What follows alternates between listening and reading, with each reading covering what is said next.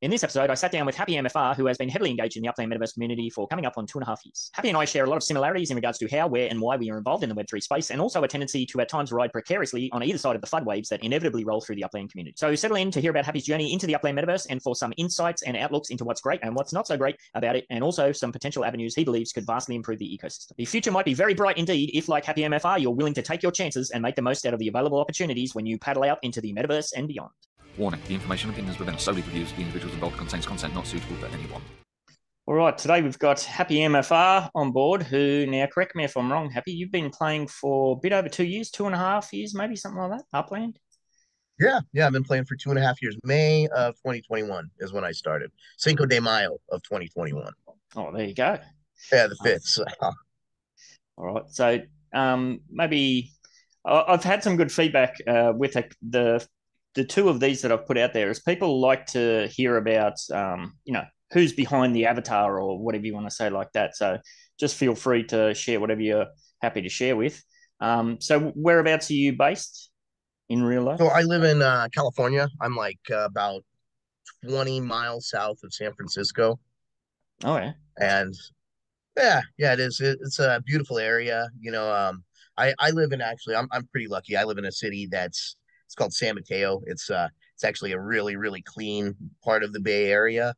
We're not like San Francisco where we've got like the homeless people just kind of running rampant and kind of it's a sad scene. I don't know if you've been to San Francisco in a long time, but it's pretty nasty. You got people defecating in the streets and kind of just it's a drug mess in a lot of the parts of the city, which is, I mean, it's a beautiful city, beautiful area, but it's kind of a lot of just inequality, I guess is the best way to say it. You've got a lot of really rich people and then a lot of really poor people, nothing in between. Yeah, well, actually, my kids were watching a Mark Roper YouTube video. It was a couple of days ago, and it was in San Francisco, and they were setting up bait cars, like they were putting a box. It was like an Xbox in a box in the back seat, and the speed with which they were getting smashed and grabbed was just out of this world. I couldn't believe it. Yeah. No, and that's it's legit, right? Like they're showing you firsthand, like nobody cares and nobody's doing anything about it. The police don't even care. Mm. If it's under $1,000, they're not even answering their phone, so to speak. Yeah. So and then you've got a lot of stores leaving the area now. I think like Neiman Marcus was one of these huge institutions, like big name clothing brand, and they're gone because they were getting stolen from a lot. I think like Whole Foods is leaving. And that blows my mind when you see the images of that, where they just, 15, 20 people just rush into a store, grab what they can, and just bolt. And everyone just stands there watching them. I'm like, wow. Yeah, nobody does anything about it. I mean, you're even, Crazy. you can get in trouble for doing something. Yeah. It's mental. So, I couldn't believe that they also showed, like, in certain areas of San Francisco, people just leave the back door of the back of their car. They just leave it up. When they park their car, they leave it up so that people can look in there without having to smash the window to see if there's any suitcases in the back or whatever.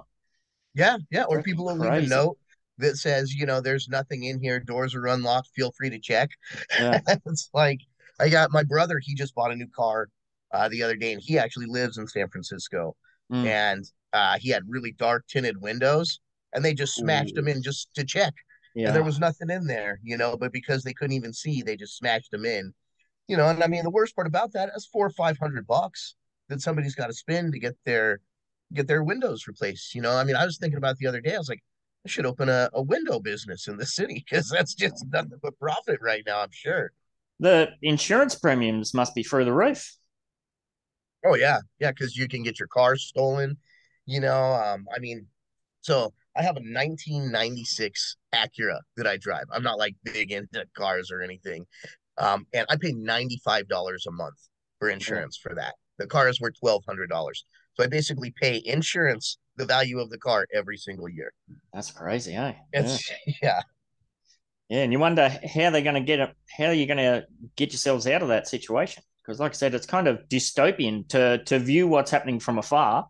Like where I'm in Australia, and you look at it and you just think, well, how do you get yourself out of that situation? Well, I mean, it took a long time to get here, so it's going to take a Mm, long time to get out of it. It's kind of the way I see it, and a lot of policy changes was what really need to happen. Think some government changes would probably help. We San Francisco is one of the most liberal cities in the world, and there's nothing wrong like with being liberal, and I feel like you don't really want to be too far on either side of things, but it obviously when it goes too far, you're seeing what we got. I mean, they let people just, so there's this area of San Francisco is called the Tenderloin, and that mm. is like a no-go zone for the police. It is, and basically crime is legal in the Tenderloin is kind of the way to put it. It's like the purge. I mean, so what I have no idea what'll change it. I'm not a government official, and I don't want to act like I have the answers to things, but I would think, keep throwing money at the homeless people is maybe not the best way to go about it because you're just promoting that situation. Yeah, it's definitely tricky. I mean, it's not exactly utopia here either. Like we do have problems with teenagers at night. They walk up and down the streets checking, like they'll check the cars, but they're not smashing windows just to check if there's anything of value in there. So that's like I said, that's just a different level entirely. So, but you're thankfully you're outside of that kind of that mess. You said, Yeah, yeah. So I live a little further south. And I love living here, but eventually I'd like to get out of the city. I actually have a property that me and my soon to be wife bought not too long ago, and that's kind of out in the hills in California, in the middle of nowhere, where we can basically just hopefully if the world all goes to shit, we got a place to get to. The trouble would just be getting out of the city, to be honest with you, because it's almost like nothing but bridges to get out of mm, here, and yeah, the traffic is already so monstrous that, I mean, if it hit and we were here, I think we would just be screwed. But yeah, if we had some foresight and could get out of here, it'd be kind of perfect where we're at. cool. And are you from that area originally? Yeah, yeah. So I grew up in a place called Lake Tahoe, which is it's like a little ski resort town in it's Pretty like on the border famous. of yeah, it Yeah. is kind of famous. Actually it was kind of funny. I talked to Dirk at an SF meetup last year, and when they were talking about getting cars ready to go, he was mentioning Lake Tahoe, and he was like that because you can really only get to Tahoe by driving. And so Mm, he was saying that that might be one of the first cities that they would actually do where you would have to have a vehicle to travel to. And I mm, mean, that was a year ago, so we don't have that yet. But I mean, kind of getting into Upland, it's I feel like it's such in a way we're so early with the game. yeah. That it's I think that's kind of maybe part of where a lot of my frustrations can kind of come from Mm, because you kind of we all want everything now, right? We want to see the utility, we want to see the cars driving, we want to see them doing more than just kind of the random number generator and push left and right and boost to get them going. And I mean, hey, you know what, thank God that we at least have that, mm, because before they were basically just glorified block explorers. yeah.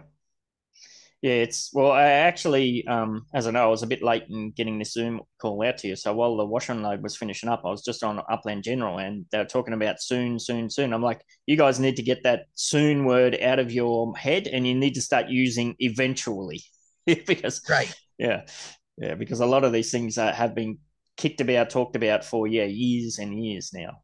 So, Well, right, and I mean, you yourself, I got to give you a lot of credit. You've been extremely patient with kind of everything. I've just been, heard from you guys doing the podcast for so long, like all the frustrations with your shops that you're oh, trying to yeah. get rolling, and I mean, I'm sure on their part it's not easy. They're kind of, building the car as we're driving it, so to speak, right? But Yeah. at the same time, you're kind of left in the dark in a lot of areas, especially with those shops, right? Well, as a prime example, we have items that we submitted via the old system for outdoor decor more than 8 months ago, maybe even probably now 10 months ago. And I'm just receiving emails now, hey, we're almost ready to go with this. Can you run it through the new system? Well, we try and run it through the new system now, and a lot of the specs and stuff has changed. So DTEX then had to go for one of the items, he had to completely rebuild it. So it was a Oh whole yeah. resubmission process. So yeah. So a little frustrating for sure, right? But I mean, hey, we keep playing. It's not like we're throwing in the sticks just yet and saying, all right, I'm out. I mean, believe me, there's days where I've thought about like, oh, I'm just gonna put everything up for sale at 25% mint. I'm done with this. And it's like I could never do that. Like I have a hard time selling properties. Like and it's not because I suck at the game or anything. It's more or less like I get attached to the properties. And I think like that's I feel like I wonder how many people out there are in my situation that are like, oh, but this could be worth so much more down the road. I don't want to sell it today for this 1,000 UPX gain or whatever. And so when you try to think long term, and it's kind of tough in a property flipping game that is kind of like you the real point of the game is to buy and sell flip properties left and right. I mean, that's been probably one of your huge keys to success, right? Yeah, well, it's interesting that you mentioned Tenderloin before too. Like that's a good example. When I first came into Upland, of course, I had no clue. I knew San Francisco is San Francisco, but I didn't have a clue about neighborhoods or anything like that. So I just started buying up the cheapest places. You know, a lot of these mints were 2,000, 3,000 UPX. So I went ham in Tenderloin. I owned three-quarters of the Tenderloin at some stage. And Oh, then really? and then I did some research once people started talking about different areas. And then if you work out that it's the crime capital of the area. I was like, well, that's kind of Right. cool. But I was never ever married to any of my properties. So I would flip a property, you know, without any hesitation if it made some kind of margin of profit. You being kind of from that area or more engaged in that area, is that part of the reason why you're willing to hang on to these properties because that's a particular good area or anything like that? Or I think a lot of it, I barely even own any San Francisco properties, mm, funny enough, right? Like most of everything I have is in the Bronx. I've never even been to New York. mm, And so for me, that was kind of the thing. I was kind of like, well, you know what? I mean, I see these places all the time here. I want to try to go and own something where I've never been and kind of that was my idea of the game.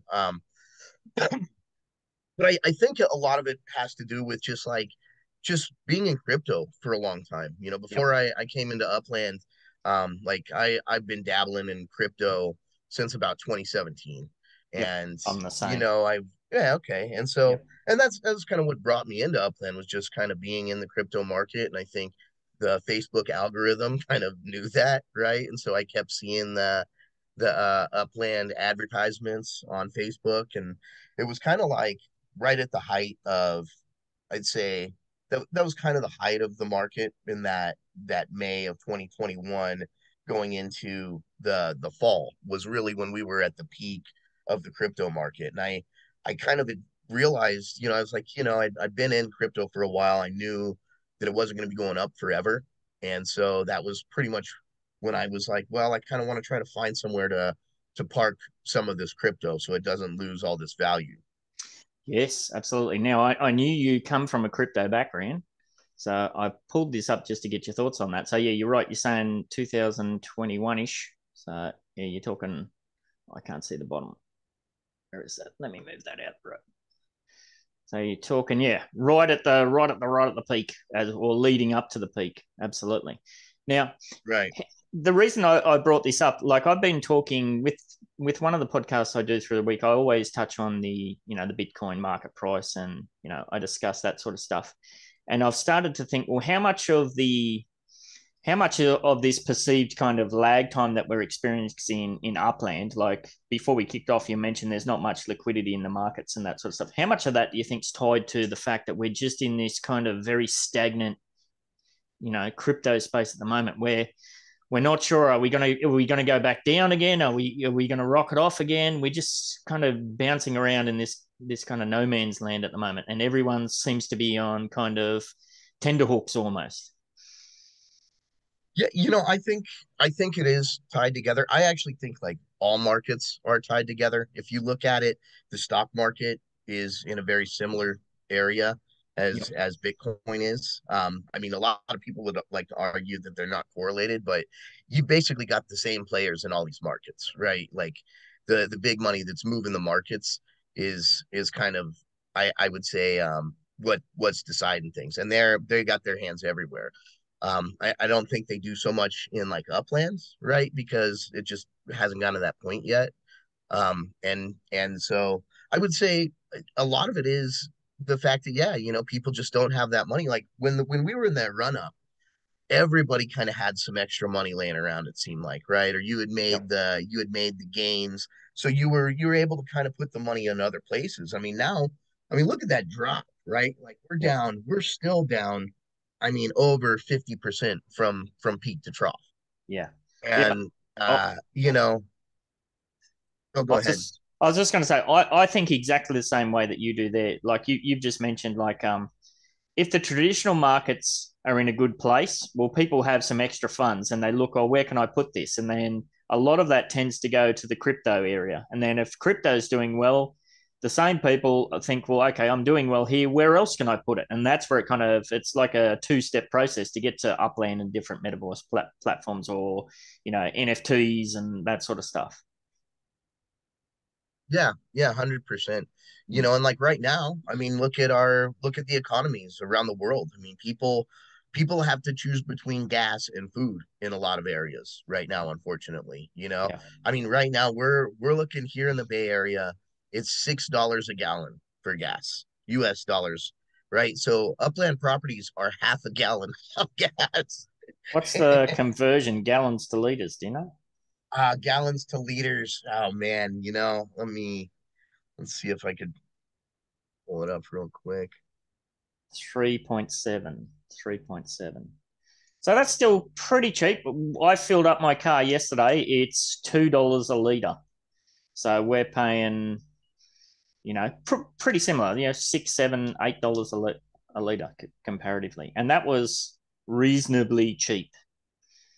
Well, and so like you in Australia have always kind of had higher gas prices, I would say, right? Especially considering you're kind of just this giant island that the whole world is exporting to, in a sense.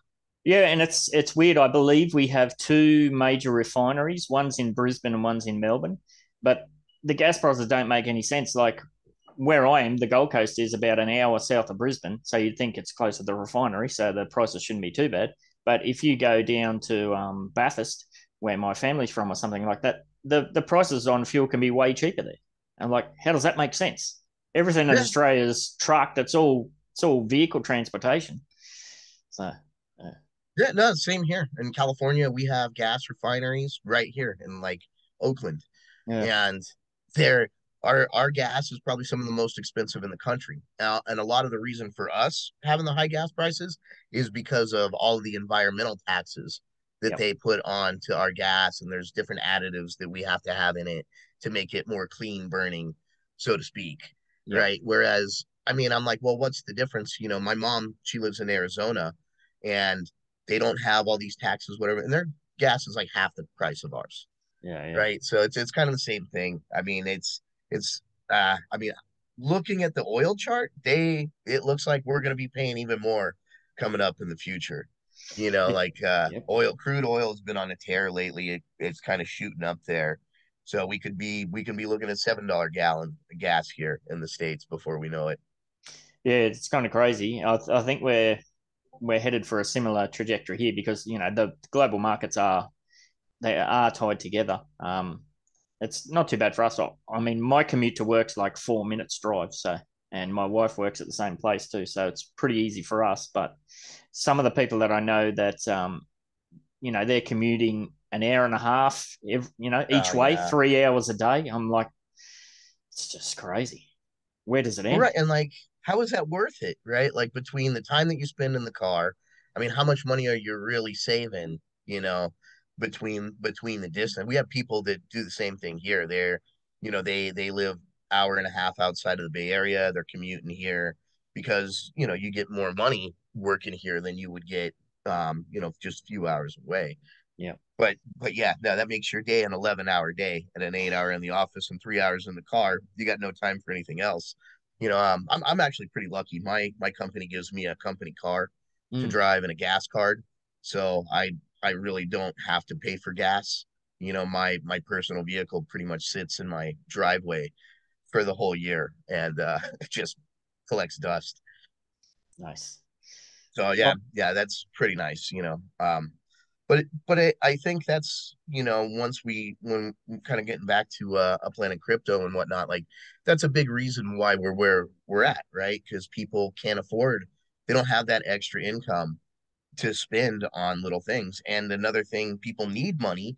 So obviously, if they've got something just sitting in Upland and and they got some bills coming up, I mean, hey, you got to pay your bills, you got to eat, you got expenses in life, and that's a lot more important to a lot of people than some imaginary properties. And so, if you need the money, you're gonna get it as fast as you can. And unfortunately, in an illiquid market, the only way to do that is to go to the bottom, right? You gotta go all the way to the bottom of the market because that's where the money is. yep. Like you can't list a property for $100, and even if it's at mint in 100% mint, and expect that to sell in a day. Yeah, absolutely. All right. So you kind of dabble in the crypto stuff that kind of led you into Upland. When you first got into Upland, what was it about it that kind of hooked you, as we say? Everyone has their thing where, they think, oh, yeah, this is kind of quirky. Was it the buy, sell, trade aspect? Like, the classic, did you used to play Monopoly as a kid and you're like, oh, this is crypto, Monopoly, that sort of stuff? Or was there some other aspect to it that kind of got you to stick around? So, it was in the beginning it was definitely more like it was like Monopoly. And I just like everybody else, I started in Oakland right after Oakland came out. And I think Oakland was pretty much minted out. There was only FSA properties left. And so, I bought some FSA properties. Um, and then I told myself I'm not going to put more than $10 into this little game, right? Yes. We'll see how this goes. And I put in the $10 because at first I was like, okay, I'm not going to put any money in. Yep. And I tried playing the free to play way, and I was like, well, no, no, no, no. This is just too boring. I'm not gonna, like for me, and I'm not knocking anybody, but going around asking for people to visit, I felt like I was like panhandling, like, can I get a quarter? Yeah. And I just didn't want to do that. So I threw the $10 in and started playing. And I found out pretty quick that I had pretty much bought the wrong properties, way overpaid for everything because I hadn't found any of the data hubs yet.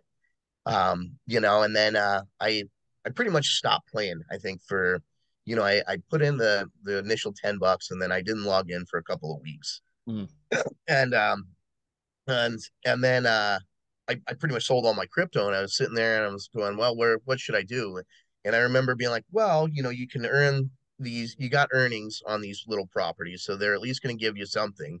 And the market seems stable for the most part, right? I mean, we all know that ain't the truth now, but back then it did seem a lot more stable. And in a big way, it still is. It's like I still have all the properties that I have. It's not, you don't have to sell them at that low price just because, right? It's just like with Bitcoin. Like if you own Bitcoin, you still have the same amount of Bitcoin you have.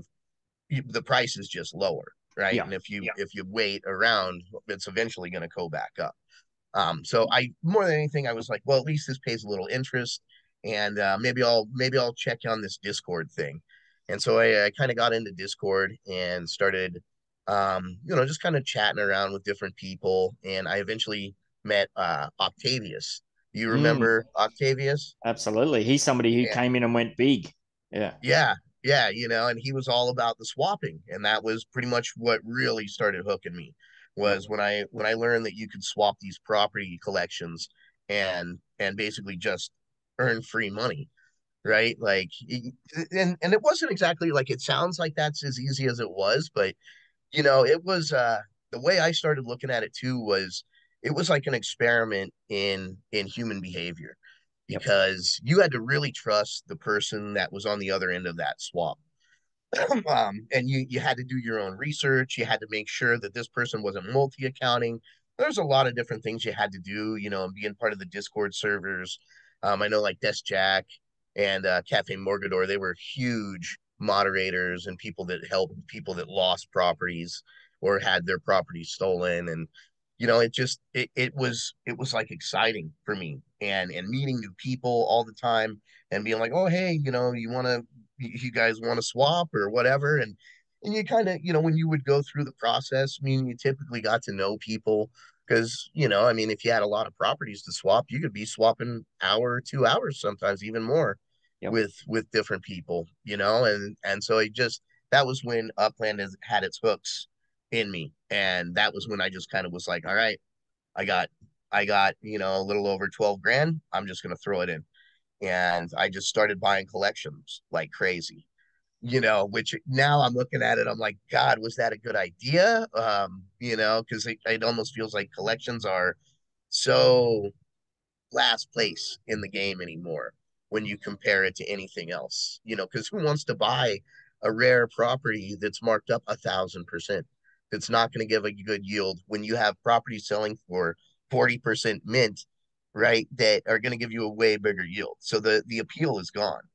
Whereas before, at Yep. least they had utility. Like the collections, that was crazy to me, was that, a lot of people didn't realize that swapping was huge utility Yep. in the game. I know there was a lot of about it that was like greasy, right? Or you almost felt like you were stealing in a sense. It was such a gray area, I felt. I mean, what do you think? Were you much into swapping? I was we were seeking, this is going way back, so we were seeking clarification on the terms of service as it related to collection swapping, and we were never given a straight answer. We were pretty much told it's a grey area. If you are going to do something like that, do so at your own risk. So I took that on board very early on, and I was heavily involved in swapping. Go and have a look at my Wall Street properties. Have a look at the transaction history on them. It's just monumental. Every man and his dogs had his hands all over those ones. So, Yeah, yeah, I was heavily involved. And exactly like you said, some of the people that I still know really well in the community now, it stemmed from reaching out and getting involved in swapping. And I'd sit down on a Saturday, like you say, and sit there for 2-3 hours and run through 10, 12, 20 collections with these people. So yeah, I was heavily involved in that early on. I probably I probably got out just as that whole Octavian thing was starting to kind of take off, um, because the community had increased to such a point where I was like, okay, I'm starting to do swaps, and I'm not feeling comfortable that this is going to go the way I think it might. So it kind of, the risk reward for me kind of ballooned too far. So I kind of pulled away from it. But yeah, I was doing collection swaps back when, if you were doing collection swaps, there's many well-known names in the community said, oh, Ben 68's a complete prick because he's, like you said, stealing from the game, blah, blah, blah. It's despicable what you're doing. But meanwhile, go and have a look at their blockchain history. They were doing the exact same thing. They just weren't being open and honest about it. So yeah, no, I was right. heavily involved. Yep. And and like I said, it was a experiment, for me in human behavior. Yep. And like I consider myself a pretty good judge of character. And so it was always fun, just when somebody would ask, kind of like, okay, let's check the blockchain. So you could go into UPX land, see their transactions, see if they'd swapped with other people, Yep. and then you kind of from there, I would get a really good sense of, oh, okay, I can trust this guy. And there would be like new players. And that was where I really found the bread and butter, right? Was I when you found a new guy who had none of the collections Yep. filled that you had. And so you were like, okay, bam, okay, this is a good guy too. We'll run through, make 200,000 UPX Yep. off For a of couple of off of hours. this, Yep. right? And so, I mean, it was a lot of fun. I ended up meeting a guy from Brazil who he pretty much sold out of the game at this point, but he put $10 in, and through basically swaps, he swapped with me, and then everybody kind of trusted him after that because they saw, his chip stack, Yep. when they used to have the big chip stack, and they'd see, oh, he has a lot of red and yellow, so he's obviously a trustable player. And so from there, he reached out to me and he was like, hey man, I've got a way where we can basically swap with new players, they'll come in and we can run through your whole entire list of swaps. And, they're going to make a bunch of money. You're going to make a bunch of money. He organized it. So he was basically doing all the security checks. And he was kind of like the first one that would teach him how to swap, do everything. And then he'd pass them on to me. And then they would go on to a couple other people that, so at the end of it, these guys would walk away with like 400,000 UPIX to Mm. start the game. And, I think that was, and when you look back on it, it's like, was that necessarily a good thing? Because that's a lot of free money almost being injected into the economy and inflating things, but at the same time, I felt really good about it because you're talking about people from Brazil who it's their money is basically worth less than UPIX in a Yeah. sense, right? So that they were stoked because, I mean, man, for them to make $100, $300 in a day, that was what they were making in a whole month, Yeah. right? So it was really, really cool because I felt like I was actually helping somebody. You want to talk about perpetual good in the metaverse, like that was it right there. It was first world directly helping third world, so to speak. Right. And it was a great symbiotic relationship. I needed them, they needed me. They would send their friends to me, I would help them with the game moving forward. And the crazy thing is everybody wants to say that, when people were swapping, um, everybody was just dumping what they would get. But the truth of it is, I mean, we had cities selling out like that because everybody had the UPIX, Yeah. right? And people weren't running for the door. I mean, you didn't want to sell your collections because they were making you money, and I mean, if you look at a lot of the guys who are the main swappers, they still have giant accounts and they haven't been dumping. And so for me, it was kind of like when Upland decided to change the rules and stop swapping. It was like if you look at the chart, I mean that it's almost like that month that chart swaps stopped. I mean, we just nosedive. Yeah. People were bailing. Nobody wanted to play anymore because people thought, you just took away all the utility that we had. Yeah. And what did they give us in return? Like, Legits, baby. Legits. right? Like, and I mean, and like I gotta say, like the nodes is definitely one of the things I think that is in a sense like swapping, just because you get that community sense to it, but I hate to say it, like from what I see with nodes is unless you're getting in early and you're one of the people who start in the node, I mean, you're screwed. You come in and you're buying a property, right now, what Century City is like 100K to Yep. get into, right? So you go buy a 100K property. Now you're a bag holder because you're going to be waiting a while before somebody is going to pay more than that to be in the community. And you're also telling me that for me to join your community, I got to spend $100 or 100,000 UPIX, right? So at a point, I feel like nodes can be kind of pump and dumpish, right? Like, because the people who get in early kind of, not to say everybody does, but a lot of people out there have done kind of pump and dumps with them, you know. Well, I'll just put a sticky note on that because I think that's a very important conversation to dive into, especially because I know you have famously been kind of anti-node, shall we say, somewhat. I'd just like to kind of go back to the collection swapping thing a little bit to wrap that up. Now, I think you're dead right. Like once they put the kibosh on that, once they put those extra requirements in the holding periods, it kind of killed all of that, and we did see a lot of free liquidity disappear. But I think to play devil's advocate, I think they were caught in between a rock and a hard place because after that Octavian push, we did see a lot of scammers creep in, and then that's when people started to lose property. Did you end up getting stung, or did you manage to walk away? So I had one collection stolen, and it was like a Mm. purple collection, and I Oh, actually got it back. oh, nice. So, and like I said, like I did my research on people and Yeah, I would make it kind of safe. I mean, we still have scammers in the game.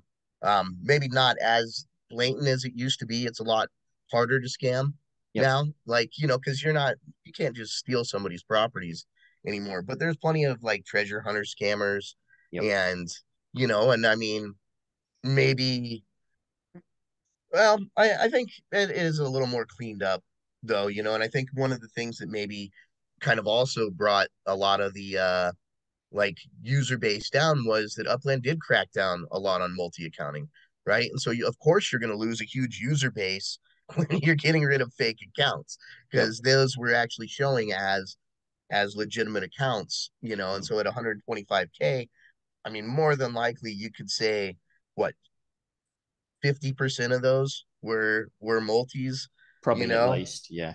right, Yeah. and so I mean it doesn't surprise me, and we're still even higher a higher user base than any of the other metaverses out there Oh, right by now. multitudes and multitudes. Yeah, absolutely. Yeah. Yeah, But and so but I agree. It did it brought a bad element with it, because there was, and it gave people more of a reason to multi-account as well. And so there's like a lot of good and bad. I think Upland could have done was embrace swapping, and they could have been like, okay, you know what? If you want to swap properties, no problem, but you've got to become a director first. So you've actually had to get up to that 1 million net worth, basically 1,000, and you got to be KYC. yeah, that's the big And one. Yep. right, like had they have done that, maybe taken a few different steps than what they did, I think they Yep. could have made it a lot more legitimate, gotten rid of the bad actors, created more demand where, hey, you've actually got to put more money into this game if you want to get to that level to be able to swap properties. Like no player could even swap properties up until they're a director.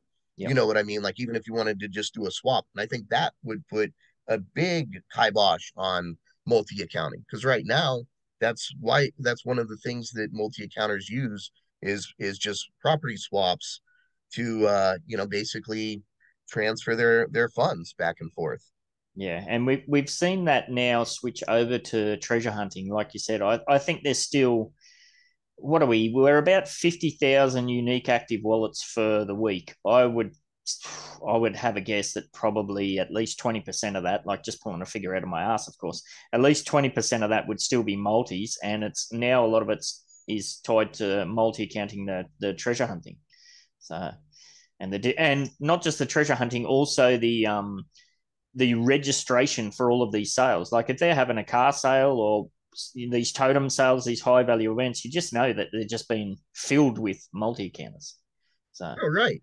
Because it's like you can just go and have 10 different emails that create your accounts, and all yeah, you got to do is click on the register button, check those 10 emails in the morning, and more than likely you're going to get one of the good spots. yeah, I mean, it, and I it's got to be tough from Uplands in to try to prevent everything, because I mean, just the crypto world itself is just blatantly full of scammers. yep, It's just like a scammer paradise. I mean, always blown my mind when I first got into crypto, and I even still kind of see them today, as those the YouTube videos that they used to have that would be like Brad Garlinghouse, and it yep, would be like, send me 10,000 XRP and I'll send you 20,000. And I'm yeah, yeah. like, who was that fucking stupid, man? Plenty of people But did. a lot of people were, right? Yeah, Yep, man. I mean, and so it kind of unfortunately goes hand in hand in the crypto world. You're going to have scammers, and there's going to be people trying to game the system. I mean, there's a lot of players out there that would even say like the property snipers are essentially like scammers, and not necessarily like what I see with the property snipers is they've just figured out a better way to game the system, yeah, and more power to them is the way I see it. Like Freaky Man, he's like one of the biggest snipers out there. He's one of my best friends in yep, the game, and he cracks me up because he's like, yeah, man, you wouldn't believe how many of the people are multi-accounters that I actually snipe the properties from. And then they come to me crying about, oh, hey, I didn't mean to list that. I was trying to give it to this guy. And he's like, tough luck. I'm not letting you, I'm not going to help you game the system. And so, and I don't know, we kind of go on forever. That was almost just jumping to a different topic, going to the snipers, but no, it's all related, I think. Yeah, I did you ever get involved in ICOs and that back in 2017, 2018? A little bit. Because I kind of came in like at the tail end of everything, though. Like I had Yep, the bad timing of coming in, like right at January 2017. right? Yeah. Like, so I wasn't getting those like 500x gains that some of them were getting, but they were so scammy, right? Like most people lost money in those ICOs. I remember there was this one, I think it was called Skycoin, and Yeah. it was supposed to be like the new internet or something like that.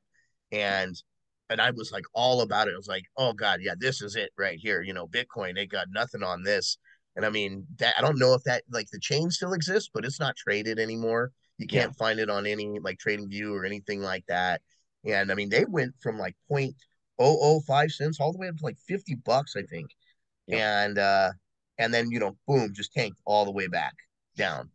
Yeah, I was heavily involved in a lot of those, and I did really well in a lot of projects that are still around because I would just get my margin and I'd get out and move on to the next project. But I famously, it was one of those things like if I buy this one and I flip it for 2x, if I do that 5 times while we retire, and you get to the Right. third, I got to the third stage, and it was one called not U Trust. Oh, I forget what it was called. Utrust is one that's Upland's involved in that I was in the ICO for, but there was another one there, and I put 12 Ethereum into it, and I'm like, this is the big one. This is the one that's going to take us to that next level. And yeah, it was the classic. Turned out to be nothing one. But the reason I bring that up was because for all of those projects, you had to go through this laborious KYC process where you had to like take a photo of yourself holding your passport, and you had to have a note written, my name's such and such. It was a really the KYC process was just hilarious what we had to go through to even get involved in those.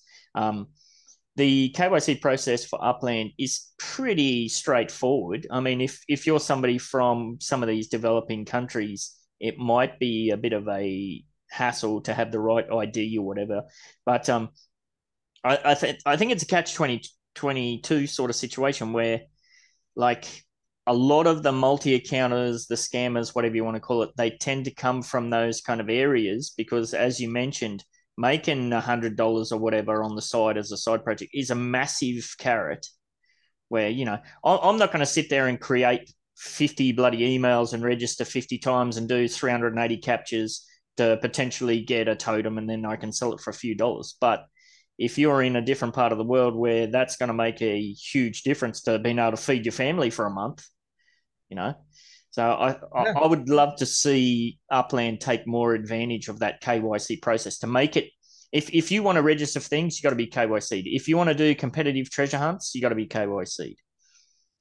Oh yeah, I 100% agree. Because and like you said, it's such an easy process.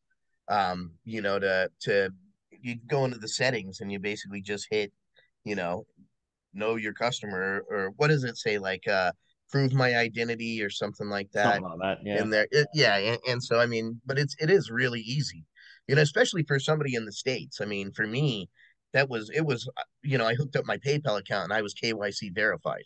Yep. Like I don't think I even had to put my driver's license up or anything like that. Yeah. So it's I mean, let me ask, being in Australia, how is the USD?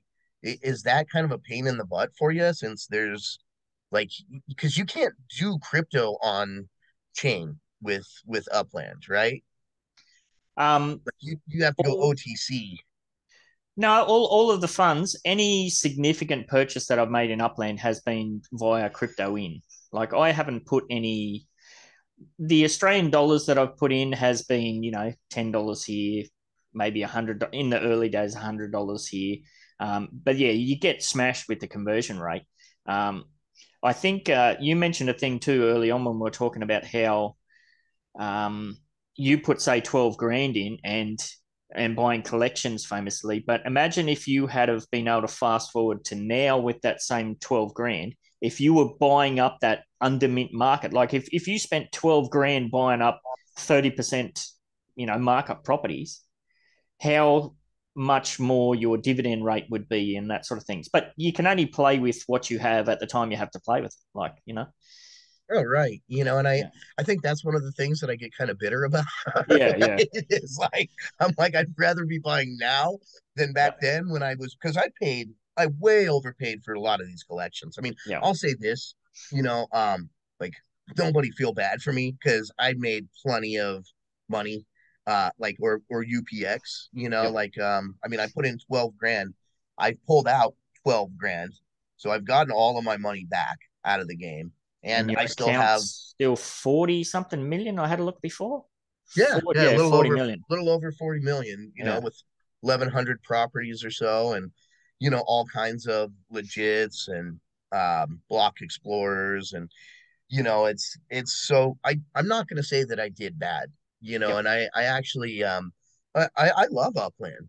I think sometimes I just get frustrated with it, because I've been playing for 2.5 years, and sometimes my own expectations are what I'm upset with, right? Because I thought Upland would be somewhere else than it is now, and that's not Upland's fault if they're not meeting my expectations. Like, who the hell am Yeah. I, right? Yeah. I think fellow Australian Lily Field, who's one of the moderators, and she's always in like the Upland Cafe. She's really good at keeping that perspective. There's been a few times there where she said a few things that made me think, yeah, you're right. It's, you know, we can't know what they know, but yeah, it's definitely frustrating.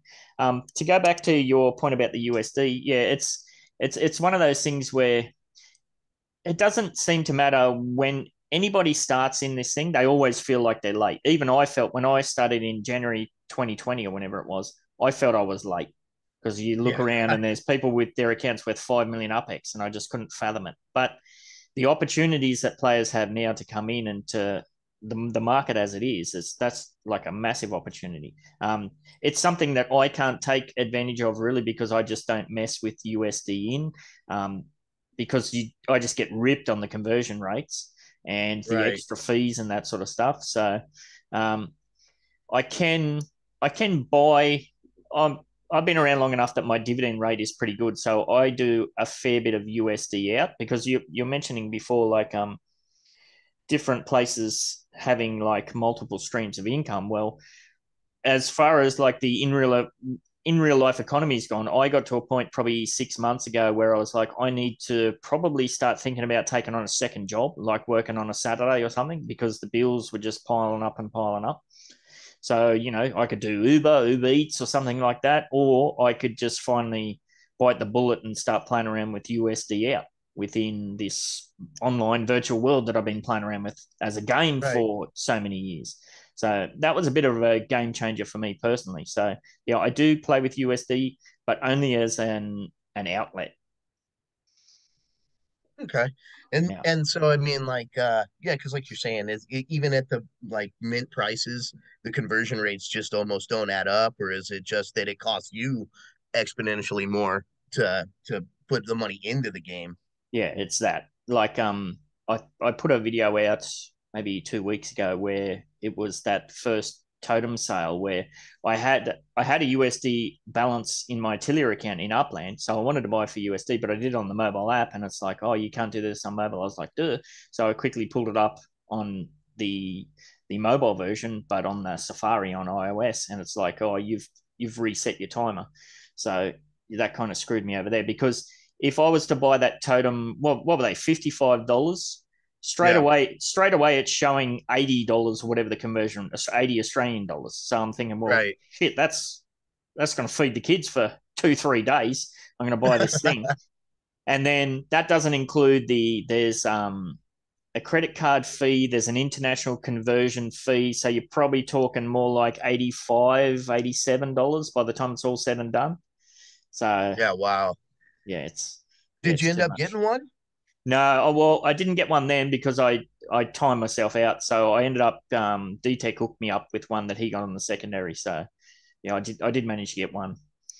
Yeah, But nice. I've been looking at the secondary market rates for those at the moment because I would like to pick up two or three because I got a pretty good dragonfly. But I'm a somewhat of a collector. I'd like to have a palm tree or whatever it is, but the prices are astronomical. If you can do USD, it's pretty good. It's $80-$90, which is not too bad. But if you're talking UpX, it's 150,000, 200,000, like three, four Oh X. I'm yeah. like, nah, it's crazy. Yeah, and I mean that's just how it kind of is in Upland, right? The shiny new toy is what's going to be kind of selling for the highest price or the biggest markup. Yeah. And I think that's one thing that's really been kind of annoying me is, because it starts feeling like Upland is just going to keep giving us more and more stuff, right? Like I'm to the point to where I'm like, so, I was happy with really good, just a little bit really good pizza. And now I feel like you're trying to feed me a whole load of shitty pizza and and just I'm supposed to be happy with it, right? Like it's starting to feel, you got legits, you've got um cars, you've got I mean properties, legits, cars, and then there's all kinds of different legits as well. And now we have totems that are coming in, and the totems are coming in before we can even fully utilize the cars. Yeah, it's hype cycles, isn't it? It's hype cycles. You and I have probably been around long enough where we're a bit immune to that, and we're like, wait a minute, you're selling all this stuff, but it's based on future utility. Meanwhile, we've been waiting 2-3 years for this other stuff that's supposed to have utility. Exactly. Yeah, yeah, it's a tricky one. What I personally, my own personal feelings is, I don't like the aspect of like it's all well and good for Upland to have these massive partnerships. We've got a partnership with the NFLPA, we've got a partnership with FIFA, we've got a partnership with stock car racing or whatever the hell it is, but there's never any push from the other side of the partnerships. Like you try and go and search for FIFA articles about Upland that come from FIFA. There was nothing, even at the height of the World Cup. There was nothing. There wasn't even a banner on their website. So Right. when that's missing, all you're doing is hyping up something and selling it to the existing Upland community. So it's just the same players buying the same things over and over, buying, selling, trading amongst us. We desperately need an influx of, fresh blood. And I think that's, aside from it coming from, say crypto takes off again, then eventually Upland will follow suit and you will get new people bleed in. But that's, as we've seen, like we've both been around in the crypto space since 2017. We know that's what goes up is going to come down. And that's just a massive hype thing. We need something that's more substantial than that. We need, as is the classic case with Upland, why has Upland continued to do well despite all of the other, Web3 metaverse projects tanking? Well, it's because Upland at its core has a very well-established community. That's the big difference. So you're not going to get a community built on hype. Well, no, and I mean I think that's one thing that like I said, it's just been kind of bugging me that it's like we're just moving through hype Yeah. cycle after hype cycle, and you're gonna get this down the road, and I mean we can't even use these totems yet, and not only that, once we can use them, there's gonna be a whole beta phase to them first, where you're getting the pro tim before it actually becomes stim, Yep. and I'm like, and now we got people that are selling them for more than anybody will probably get for them down the road, right? Because after all 5,500 become released and everybody finds out, oh, I don't want to play with the Tamagotchi, they're going to be selling for 30 bucks a pop. I mean, Yeah. like, Yeah. Yeah. and I could be completely wrong, right? Like I hope I'm completely wrong, but from everything I've kind of experienced the last 2.5 years, that's how everything else has ended up. I mean, Yep. we have Series S1 cars that are selling under mint price, right? These S1Rs, one of 10, there's only 50 released a year, and people don't think they're worth over, 500 bucks even. That's the last thing that I FOMOed on. When I was on holidays in Japan recently, I was like, look, if I don't get one of these S1Rs soon, the price is going to be that far out of my reach. So I did. It was a lot of UpX, and it was an OTC Bitcoin transaction on top of it as well, which I contacted the team, and then I worked out the conversion, and I had to send the equivalent amount of fees to the community pool, so that was all taken care of. Right. But yeah, and just after I did that, the prices all tanked. Like I could get an S1R now, even in UpX for probably, if I wheeled and dealed, maybe 1.8, 1.9 mil. Yeah. And Oh I yeah. paid way more than that. Way more. Yeah.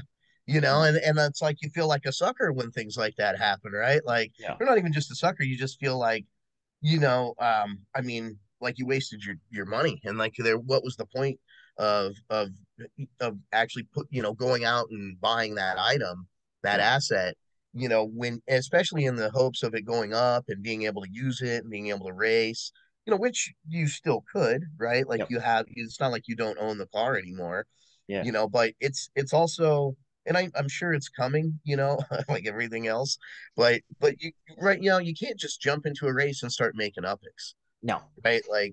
It's got to be organized. You've got to go through the URL, for example, to even be able to race. And you've got to go with their schedule. You can't just jump into a race, Yeah. and that's what I guess the Speedway Meta Ventures are going to kind of bring that in, to where hopefully you'll be able to just go in and there'll be live races and you'll hit, sign up for the race and go and add your upics, and there'll be a pool that everybody wins. I mean, that's what would be nice to see, but I Yeah, mean, win. you're talking about layer one mechanics, where part of my frustration has been, over the years to see Upland, and now they just come out pretty much and say it like, we're not going to do that in layer one. We're giving it's over to you to do that in layer two. And I'm like, well, hang on a minute. How about we get some layer one functionality and utility before we palm all that off? So that's where a lot of my personal frustration has come from. It's all well and good to push things off to layer two, but you need to have a layer one core. Oh yeah. Yeah, and I mean like pushing everything off to layer two as well. It kind of I'm like, well, so does that mean you're too spread out with what you're doing that you need to outsource to us, the player, to create your game? Yeah. Like I mean, if you're too spread out, maybe you should look on bringing it in, go back to the basics. I mean, what if instead of we had, all this new stuff, they started working on actually giving building utility, right? Like the if you own four apartment buildings in whatever city, that's a collection. Or giving some kind of, like, maybe so people could rent your place for treasure hunting, Yeah. right? Like because not everybody wants to own properties in every city. I mean, I couldn't build a treasure map in New York, but if there was players there that were willing to rent their properties out to me, I could build a treasure map in New York, right? Yeah. Like I mean, doing something like that would do so much more for the game than just keep moving us down the road, kicking the can. Oh, here's another thing that's going to be kind of finished, and maybe 3 years from now, we'll see the full potential of it. Yeah. It's yeah, that's part of it. Is my frustration is that you, you're selling these things, but it's not being pushed by the other partner involved. Like if we have a partnership with some new thing, well, I want to see that side heavily promoting it for their community. We want the we A lot of these projects have an established community. Like look at the FIFA World Cup community. That's billions and billions of people. Oh yeah. Even if we got 0.1% of that to come over, that's going to make a huge difference. So that's part of the frustration. I wonder too, like I've started to think about things from a more macro perspective, like going back to that Bitcoin chart as well. Like Upland is a tech business that's at the kind of forefront of experimental tech. Like you talk about metaverse things to most people on the street or Web3, and they don't know what the hell you're talking about. So they're a Yeah. company that's trying to survive at the bottom of what is hopefully the bottom of the market as well too. So they got to keep the lights on the office. So I get it. They need income. Where's that income going to come from? It's going to come from selling us new shiny stuff. So it's kind of catch 22. Like we want Upland to survive. We want Upland to stick around. So Well, right. I mean, but it's also, properties being sold under mint hurts them too, yeah, right? Because who's going to buy Upix when they can go and buy a property under 50% mint yeah, and turn around, flip that for double what they put in? yeah. Like, and if you do buy Upix, you feel burned, you know, Yes.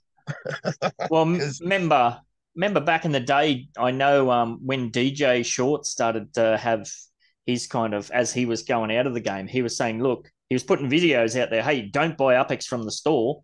Buy properties and buy a property in USD and sell it for USD because you're going to make my way more value. He copped a lot of flack from that, but yet that's the established norms now. Like you said, you'd have to be especially if you can do with USD. Like I mentioned, I don't mess with it because of the other factors. But if you can do with USD, if you can buy a property for 30%, or if you can buy a property for say 9,000 UPEX and then flip it immediately, $9, and then flip it for 27,000 UPX, well, you'd be mad not to. It just gives you such a massive advantage.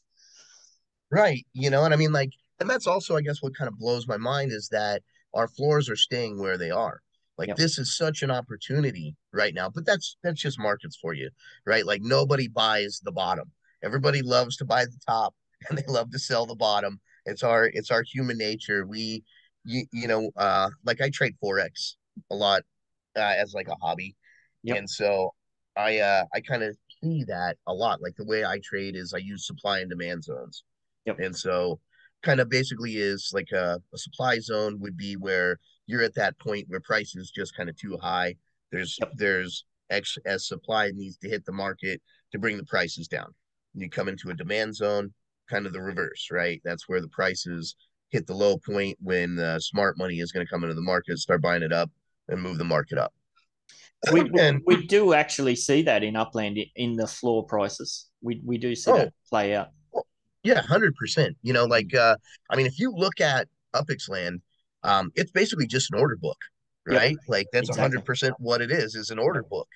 Yep. And you can see that wave of where's kind of that price, where's your wall, so to speak, right? Like Detroit, I mean, $3 dollar for what? Like I can't imagine that floor is going to rise anytime soon, It's and it's got very to be hard. tough, Yeah. to even, because I thought about it, I was like, oh, you know what, this is a great way, because it's what, like 4,500 upix floor and then a $3 Yep.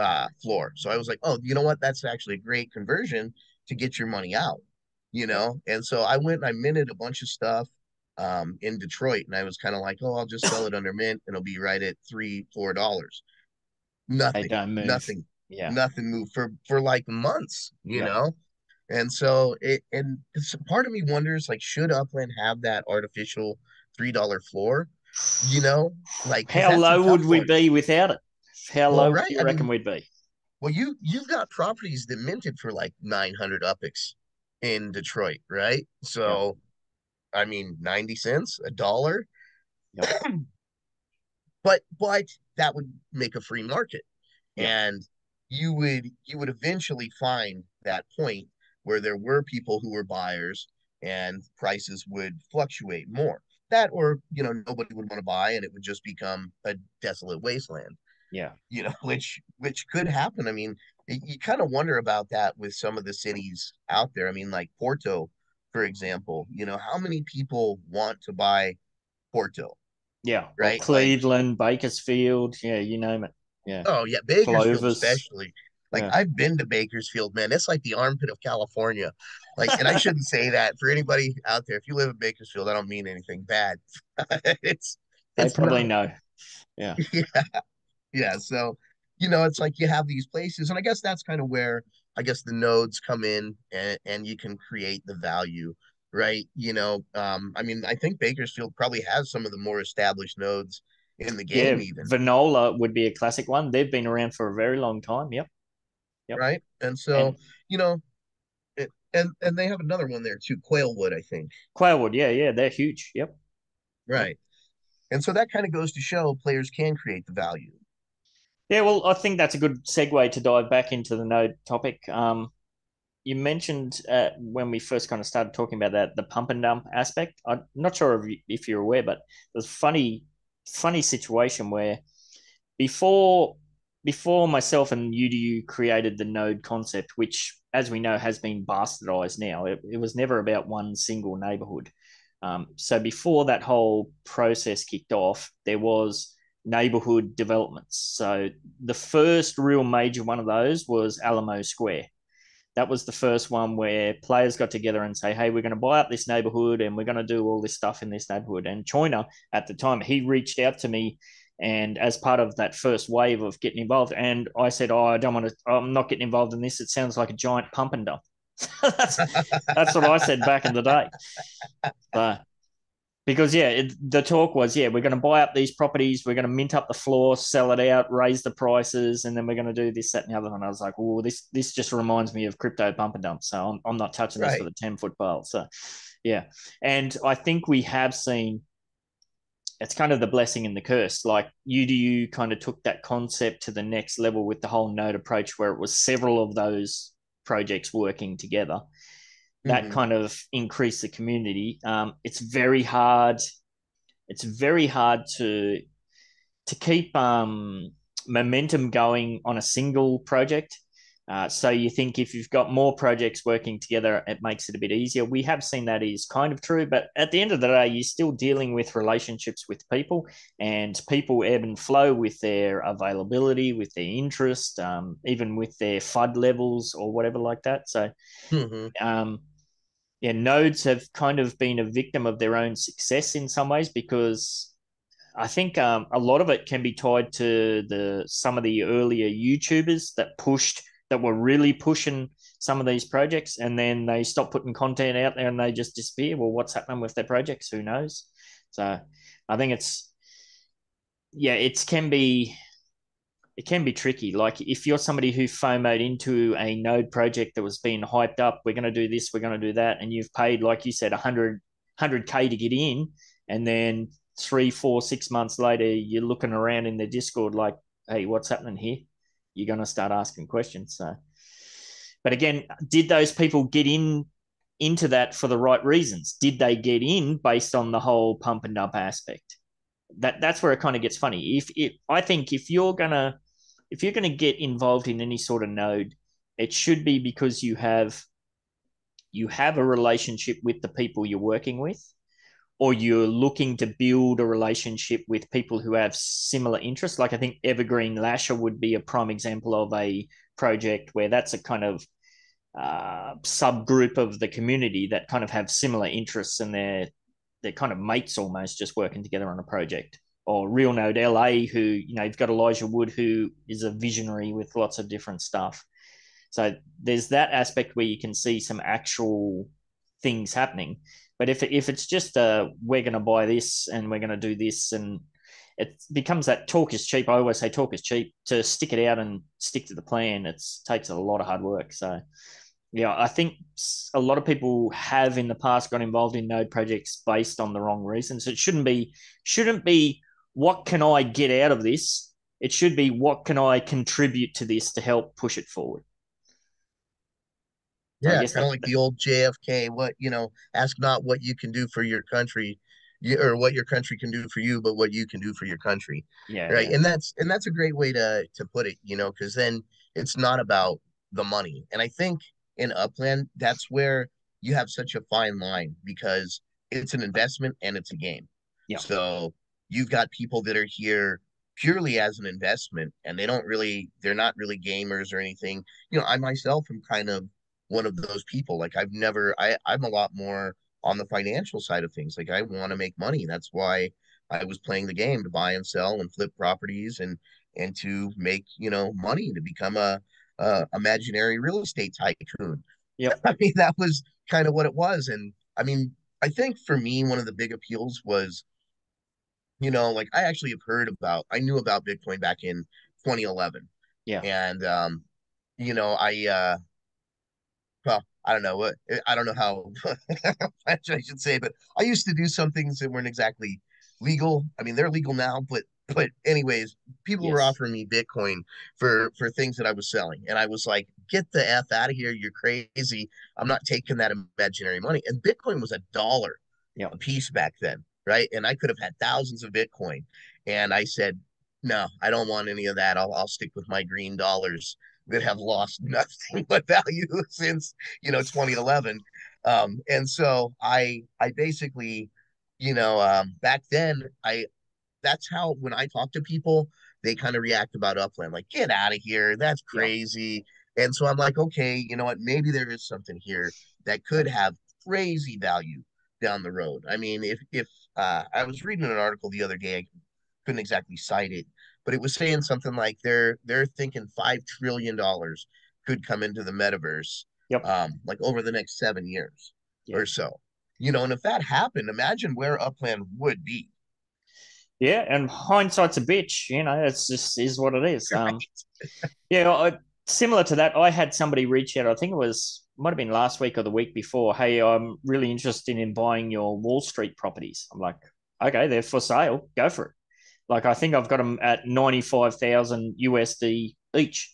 And he's like, well, I'm thinking about offering you $800. I'm like, well, just, mate, even, even if I was to just if I went full FUD mode, like I have gone through cycles, like classic, I had a show where it was all about me whining. I have gone through cycles of not FUD exactly, but yeah, it's kind of fuddy. I do go through waves of that. I think it's perfectly natural and human nature, especially when you're at the bottom of market that we're at now. Even if I was to go full rage quit, FUD monster mode, and like, F this, I'm out of here, you're all a bunch of D's and whatever, and just burn all the bridges.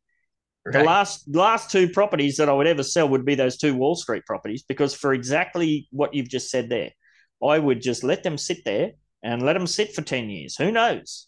They cost me nothing at the time to buy them. I think I minted them for a hundred K or something like that. They weren't expensive at the time. I'm so jealous of that, man. Yeah, Because back when you were minting New York, it wasn't like the crazy land rush that we started that was experiencing later, right? Or yeah I guess Wall Street would have been, because that that's was just everybody knows that in the whole world. that day, that morning, which was a classic get up at God knows what AM for me. Right. That was just adrenaline pumping. Just the community was small, but you've got, and this was back in the day where you couldn't hide block explorers, I believe. So you just got dozens of block explorers just all heading in the same direction. And there's the classic: somebody would mint a property, and then 30 block explorers would jump to that, and then they're sending trying to get in the right direction again. So yeah, that was an epic day. But once that initial wave of kind of chaos went away, there was months where Manhattan sat unminted, properties Right. for 2,000 UPX, 3,000 UPX, 4,000. There was a point there where I spent a couple of million gobbling up the 6,000 floor. Once the mint floor was at 6,000, I spent a couple of million gobbling that up. And I'm thinking, oh, am I doing the right thing here? But, again, it's hindsight. If you knew what you knew, you would have went back and spent 20 million. Yeah. Oh, yeah, absolutely. I mean, that was, and it was kind of crazy because we were at a point like, so you've gotten to see Upland from that perspective of Manhattan sat for months of nobody minting it to the Bronx minted out in less than a week, Yes. right? And that was the last real city to really be a full release that just minted like Well, it that. was it was faster than that, because that was when Cheese was going for the Bronxdale as a UDU node. So we were on a call, as a team going for that, and that neighborhood sold out in 3 minutes. Yeah. Yeah, it was It was insane. The it Bronx was was one of the crazy. craziest releases Yeah, ever. And it was fun, yeah. and you like that's one of the things I love about Upland. I think all of us is that city release and that like the butterflies you get in your stomach and trying to get yourself positioned or getting Yep, pissed off and throwing your phone because the yep, yep, yep. spinny wheel of death keeps coming up or Yes. like it's fun and I feel like that fun we don't have it as much anymore. Like Tokyo was fun, and that minute out pretty quick. So I guess we still do, but I don't feel like we get the monthly releases. And since LA kind of hit, I feel like they realize what a supply shock they put on the market. And so it Oh, scares them now. that screwed the pooch for sure. There, that one. That was And you gotta, part of me wonders though, they knew what they were doing, right? Like Dirk's an economist. Like that guy knows supply and demand. And if you look at it, if you look at the charts, like go look at the Bitcoin chart and look at like right when LA came out, it's kind of similar. That's when the market started really tanking. And so yep. it's just same thing. Supply came onto the market, and I mean, here we are almost 2 years and LA still isn't minted out. Yes, yeah, absolutely. But yeah, you're right. I have seen that whole journey through, and that goes from way back when San Francisco. There may have been 1,000 properties minted across the whole of San Francisco. Like I remember staying up for hours with pen and paper, manually scrolling and writing down, okay, this property is 1,200, write the address, or this one's 1,100. Oh, here's a 900 Upex property. I'll write that one down. Just there was no tools like we have with UPX World, and there was nothing like that at the stage. It was all pen and paper. But you could Seacliff is a classic example. That collection, especially Financial District. Like I thought about Financial District for 6 months, maybe. I bought and sold and flipped properties to get enough UPX to buy in the Financial District. So you're talking months and months and months you had to formulate your plans to buy into these projects. I think that's something that we're desperately missing. I know it's a supply and demand issue, but I don't like this system where they release a city, a small area within the city, and everybody piles in. It mints out straight away. There's all this collection speculation. Then a week later, they release the collections, and everybody's bemoaning, "Oh, I FOMO'd into this, and it's not a collection," or "Yippee, I've got a collection." I much preferred the days where we knew what the collections were well in advance of the city release. They had all the neighborhood lines up there. You could see the properties, you could see the prices, you could get together with your friends, you could make plans, you could have a purpose. I wish they'd go back to that system. Again, I know it's a supply and demand issue, but I think if we had 3 or 4 cities available around the world at any given point in time where you had an opportunity to buy a rare collection, like if you don't mint a rare collection now, you shit out of luck. Or ultra Oh, rares. right. Ultra rares is just a complete crapshoot. Right. I mean, it's like an ultra rare, you're talking about the percentage markup. I think that was one of my most like regrettable purchases is my Bronx rare or ultra rare Yeah, collection.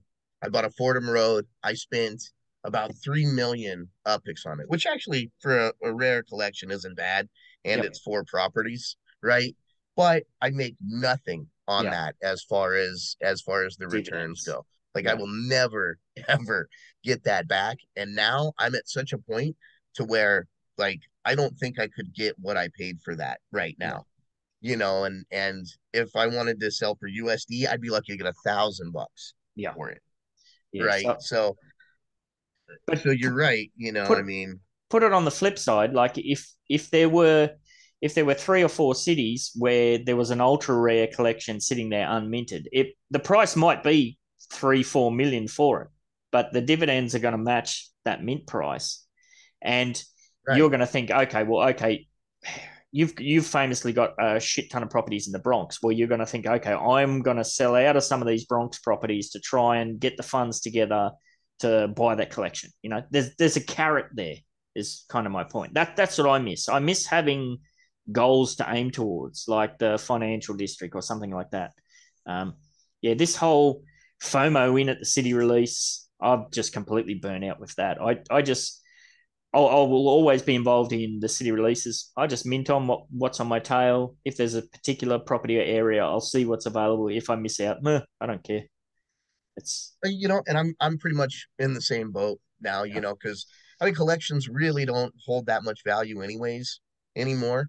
And the sad thing is that first city released is or that first portion of the city released is going to be those are going to be the people that lose the most, right? yeah, Especially if you're buying pre-release and you're doing the speculation, you're going to way overpay for things, right? And then come the third portion of the city that's released, like everybody's burned. yeah, Nobody cares anymore. I mean, like prime example, I think like Sao Paulo, yeah, that one's had a couple of different releases, or even Rio, like come the third or fourth, whatever it was, release of Rio, I was like, I'm not even going. It's like, yeah, what is the point of yeah, yeah, this? And so, but like you're saying, if they just released everything and yeah, sure, it's gonna sit for a minute, but whoever buys it is gonna be stoked. And yeah, it gives them a goal, it gives them something to work towards. So yeah, I feel like they've done a lot of things right, but there's a lot of things that they could improve on. And moving forward, it would be nice to see full city releases again. I mean, and if it's such a problem, why don't you just release smaller cities? I Yeah. mean, Yeah. I don't personally. I don't like the vanilla mode aspect. As I said, I'd rather know exactly what I was buying to have a plan because I think the negatives of people getting burnt out with that, like if you are somebody who, and it's an easy trap to fall into, especially with the community hype that builds, oh, this is going to be a collection for sure. And you think, oh, okay, well, I'm going to spend, it's a 300% markup, but I'm pretty sure that's going to be a rare collection. Well, if that doesn't become one, you're just like, well, you just get the shits and you know, yeah, you you're put it down screwed. and move on. Yeah. So, Yeah, yeah. that was like the Alameda release for me. I that was like my probably stupidest buys in the whole game. I was going up and down streets and I was like, well, I live in the Bay Area. I know for sure there's gonna be a collection. And I Never spent works out like, well. oh no, I spent like 300,000, 400,000 on like, I'm talking like 10x, like 20K mints, thinking, oh yeah, this is definitely gonna be a collection. Turned out to be nothing, right? And that's just now that property, I couldn't even get 10% for it, or Yeah. Yeah. 10% of what I paid for it. So it's it's kind of rough. And I this the crazy thing is now would probably be the best time to get into this game. Yeah. But would you recommend it to any of your friends? Um, from Australia, yeah, I would suggest to come in, make sure they use a referral code so you get that extra bonus on your first purchase. I would say, um, there's the classic thing: people come in and then they put $100 in the game and completely burn out their FSA straight from the get go. So Right. I'd say put $50 in, buy a few FSA properties. So maybe spend half of whatever your balance was buying FSAs, but use that other half to try and get out there and get those under mint deals.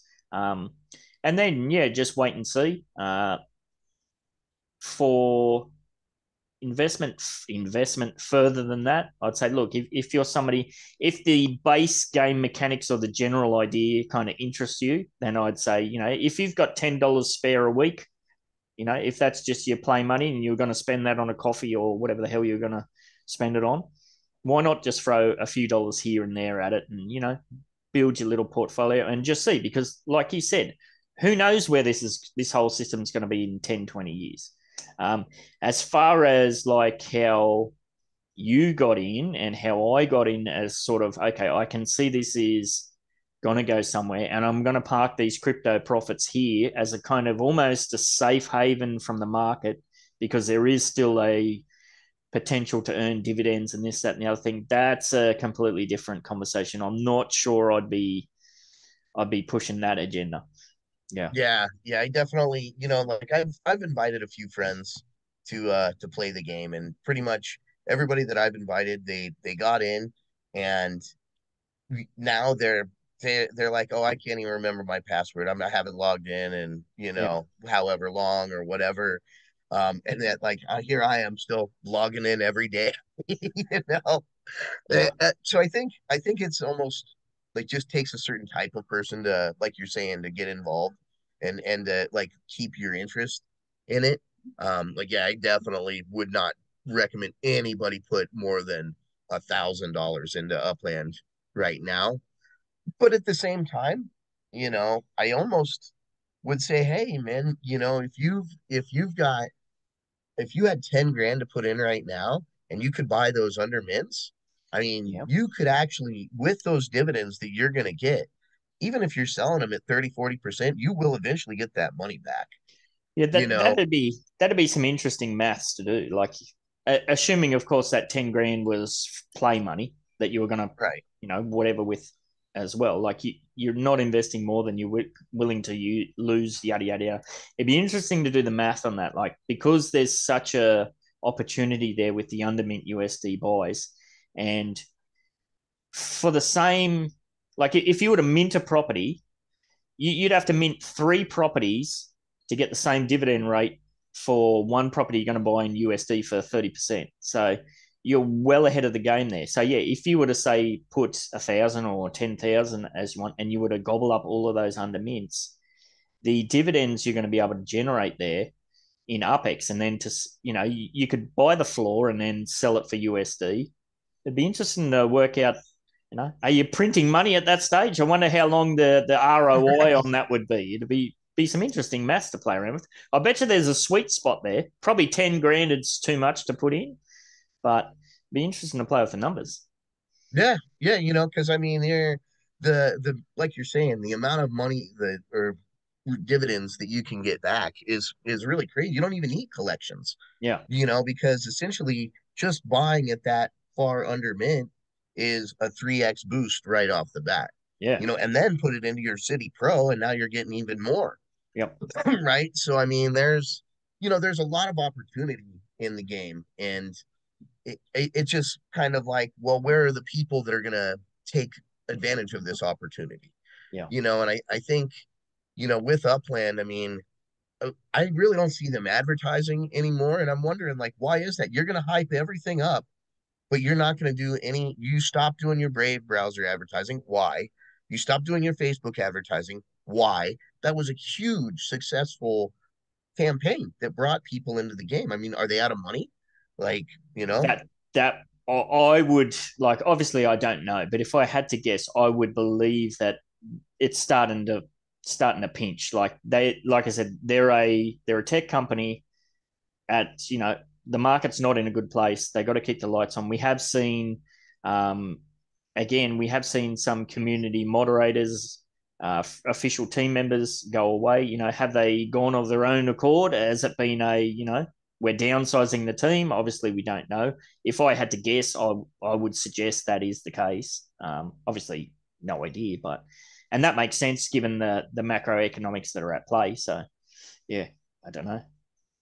yeah, I mean, because that's what is going to bring more people in. Period, is advertising. I Yep. mean, you've got to get in front of people. That's what I do for a living, is advertising. Yep. It's I actually, the company I work for is it's kind of a, most people are like, when I tell them what I do, they're like, that's even a job. So Nice. the company I work for has been around since 1899, Wow. Yeah. and we own all the brochure racks that are in hotels. Cool. And so, like, if you go into a hotel and there's like a display that has brochures in there, Yep. we pretty much own it. Hmm. And we sell those spaces to advertisers for, basically for, quite a bit of money. It's a The huge profit opportunity to markup. be the Just, opportunity to be put in front of eyeballs. Yeah. yeah, exactly. Because I mean, where all of our spaces are in high end hotels, or even just a Motel 6 or whatever, has got our display in there. And so it's given people in market direct exposure to different things. And it's kind of funny because it is like one of the oldest forms of advertising. So in a big way, the internet has definitely come in and really, really, just shut down. Like, people don't do a whole lot of paper advertising anymore. Yep. But now with QR codes, it's starting to be a way to drive people to your website, Mm. and get more people in. And so we're kind of seeing more of a, we're starting to come back pretty good. The pandemic shut my company down pretty bad, just because nobody was advertising or printing anything, Yep. during the pandemic. And so, but building back now is, what, and basically what I'm saying here is advertising is key. If you want people to come to your platform, to your business, to anything, you've got to tell them who you are and where to find Oh, you, yeah, right? I think that gets kind of loosely back to my point where it's all well and good for Upland to have these partnership, but it needs to be pushed by the other partner. Um, what do you think about the one that sticks out the most now is the Oniforce partnership that's on the way, where we know that NFT project is going to have its own. They're going to mint their own neighborhood within the Tokyo release somewhere. Have you looked into that at all? What do you think about that deal? I kind of looked into it a little bit, but it just didn't appeal to me so much. I'm not too into, like, it's kind of like hentai, isn't it? Is that what they are? Or No, it's not hentai per se, but it is kind of adult orientated, but it's more kind of, from what I've seen, more sci-fi horror-ish rather than, sexual But kind of stuff. I mean, so how are they? Well, I guess yeah, hentai's like got that the Yeah. Pornhub set back there. But but like, how are they going to utilize Upland? How is Upland going to benefit them? Is kind of what I wonder from it, right? Because they already have their own NFT project and probably don't need Upland. Yeah, I don't know. It's going to be interesting to see. It's I mean, what it, happened with Roblox? Or not yeah. Roblox, Um, Voxel. well, that was tied up with Gala, wasn't it? Is that's the Okay, Gala yeah, thing, and that's in a whole mess of trouble. That whole partnership. So, um, right. I believe so. Don't quote me on that, but yeah, yeah, it's interesting because I think this is the first time or a first example where there's an existing community coming into the upland community. Yeah, you're right. Why does the upland community need that community? I think that's fairly obvious. Be fresh blood. It'd be pretty unusual for if you were somebody in the Omniforce community and you come over and you mint that neighborhood. It'd be a bit weird if you didn't look around. Well, what is this thing that I've just bought? And oh yeah, there's these other properties. It'd be weird if there was no bleed over that way.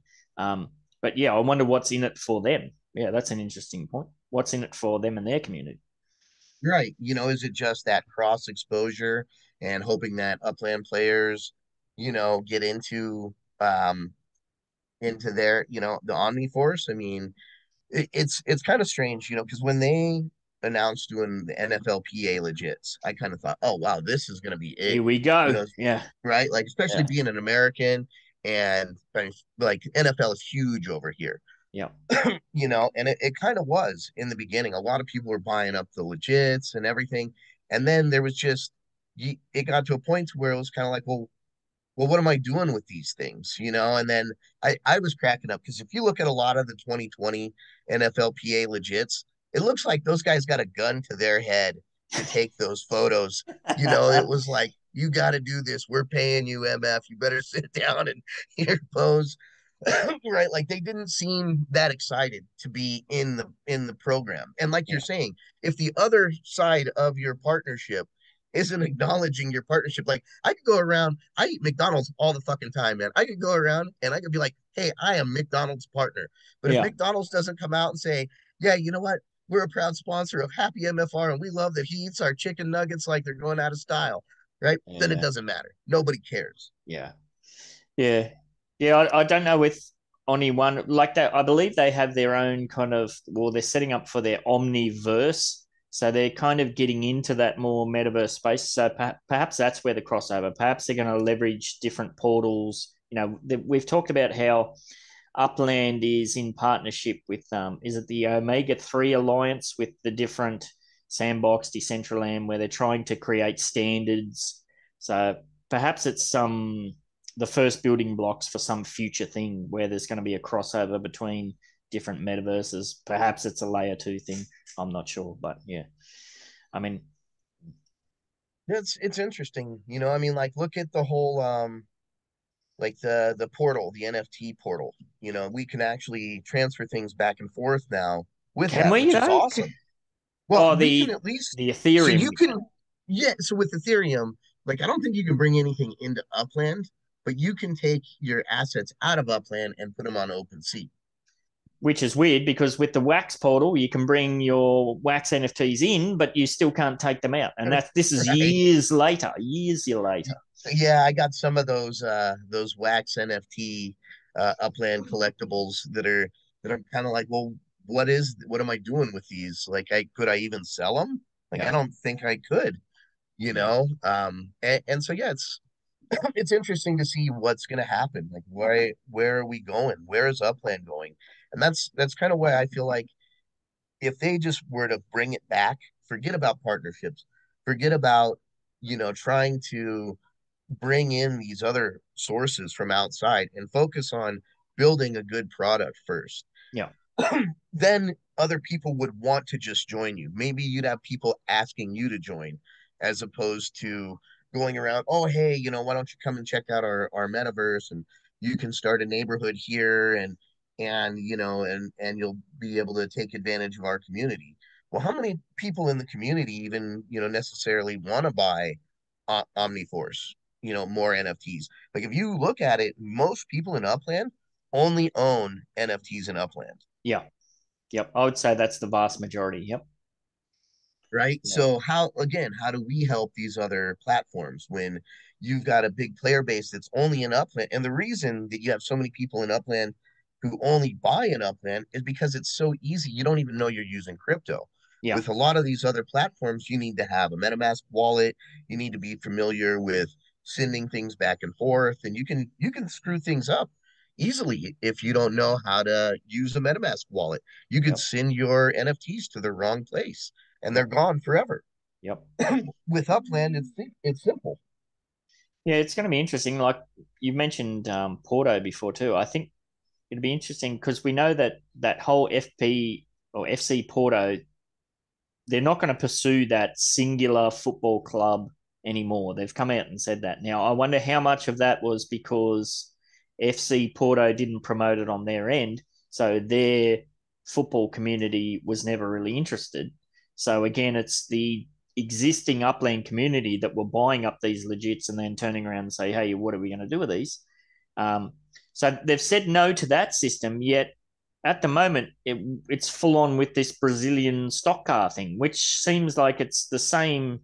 It's the same thing. It's just got a different coat of paint on it. It's a you're bringing in, you're trying to get involved a separate third party community with this community.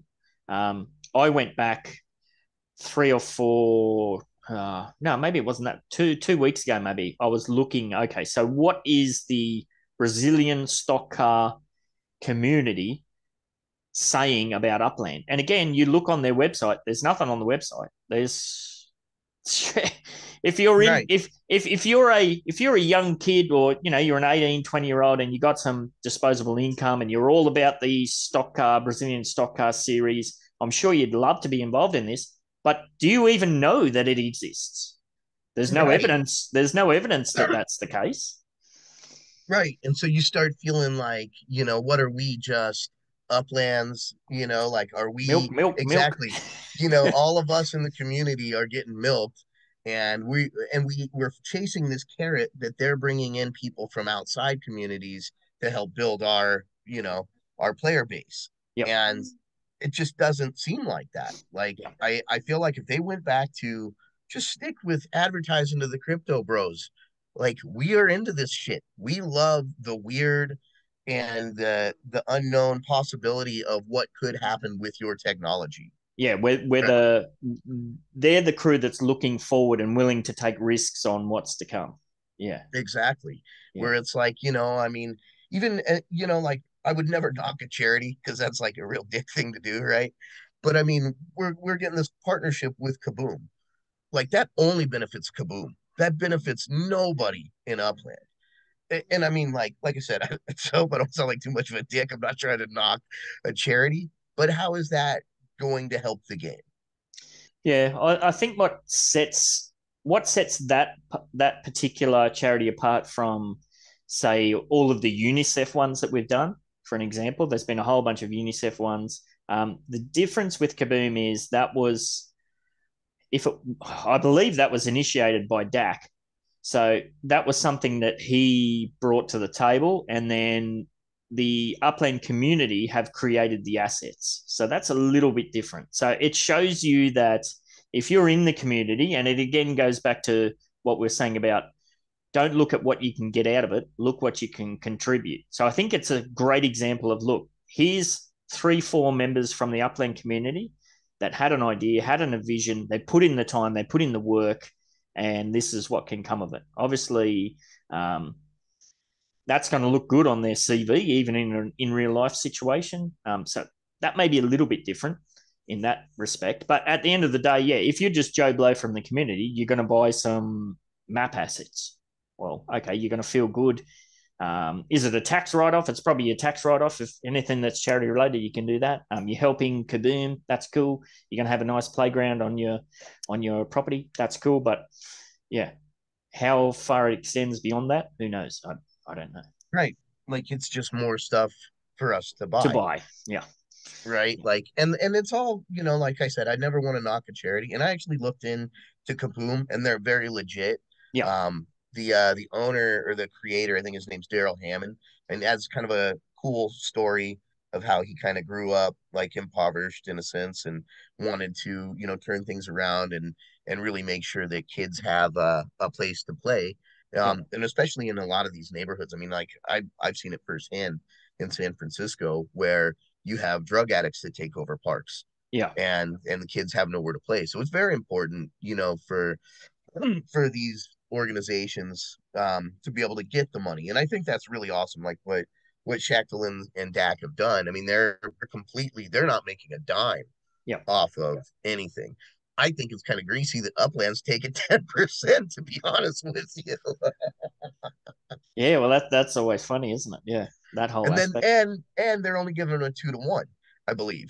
So like if you're buying that asset for 10K upix, they're really only getting $5 Yeah.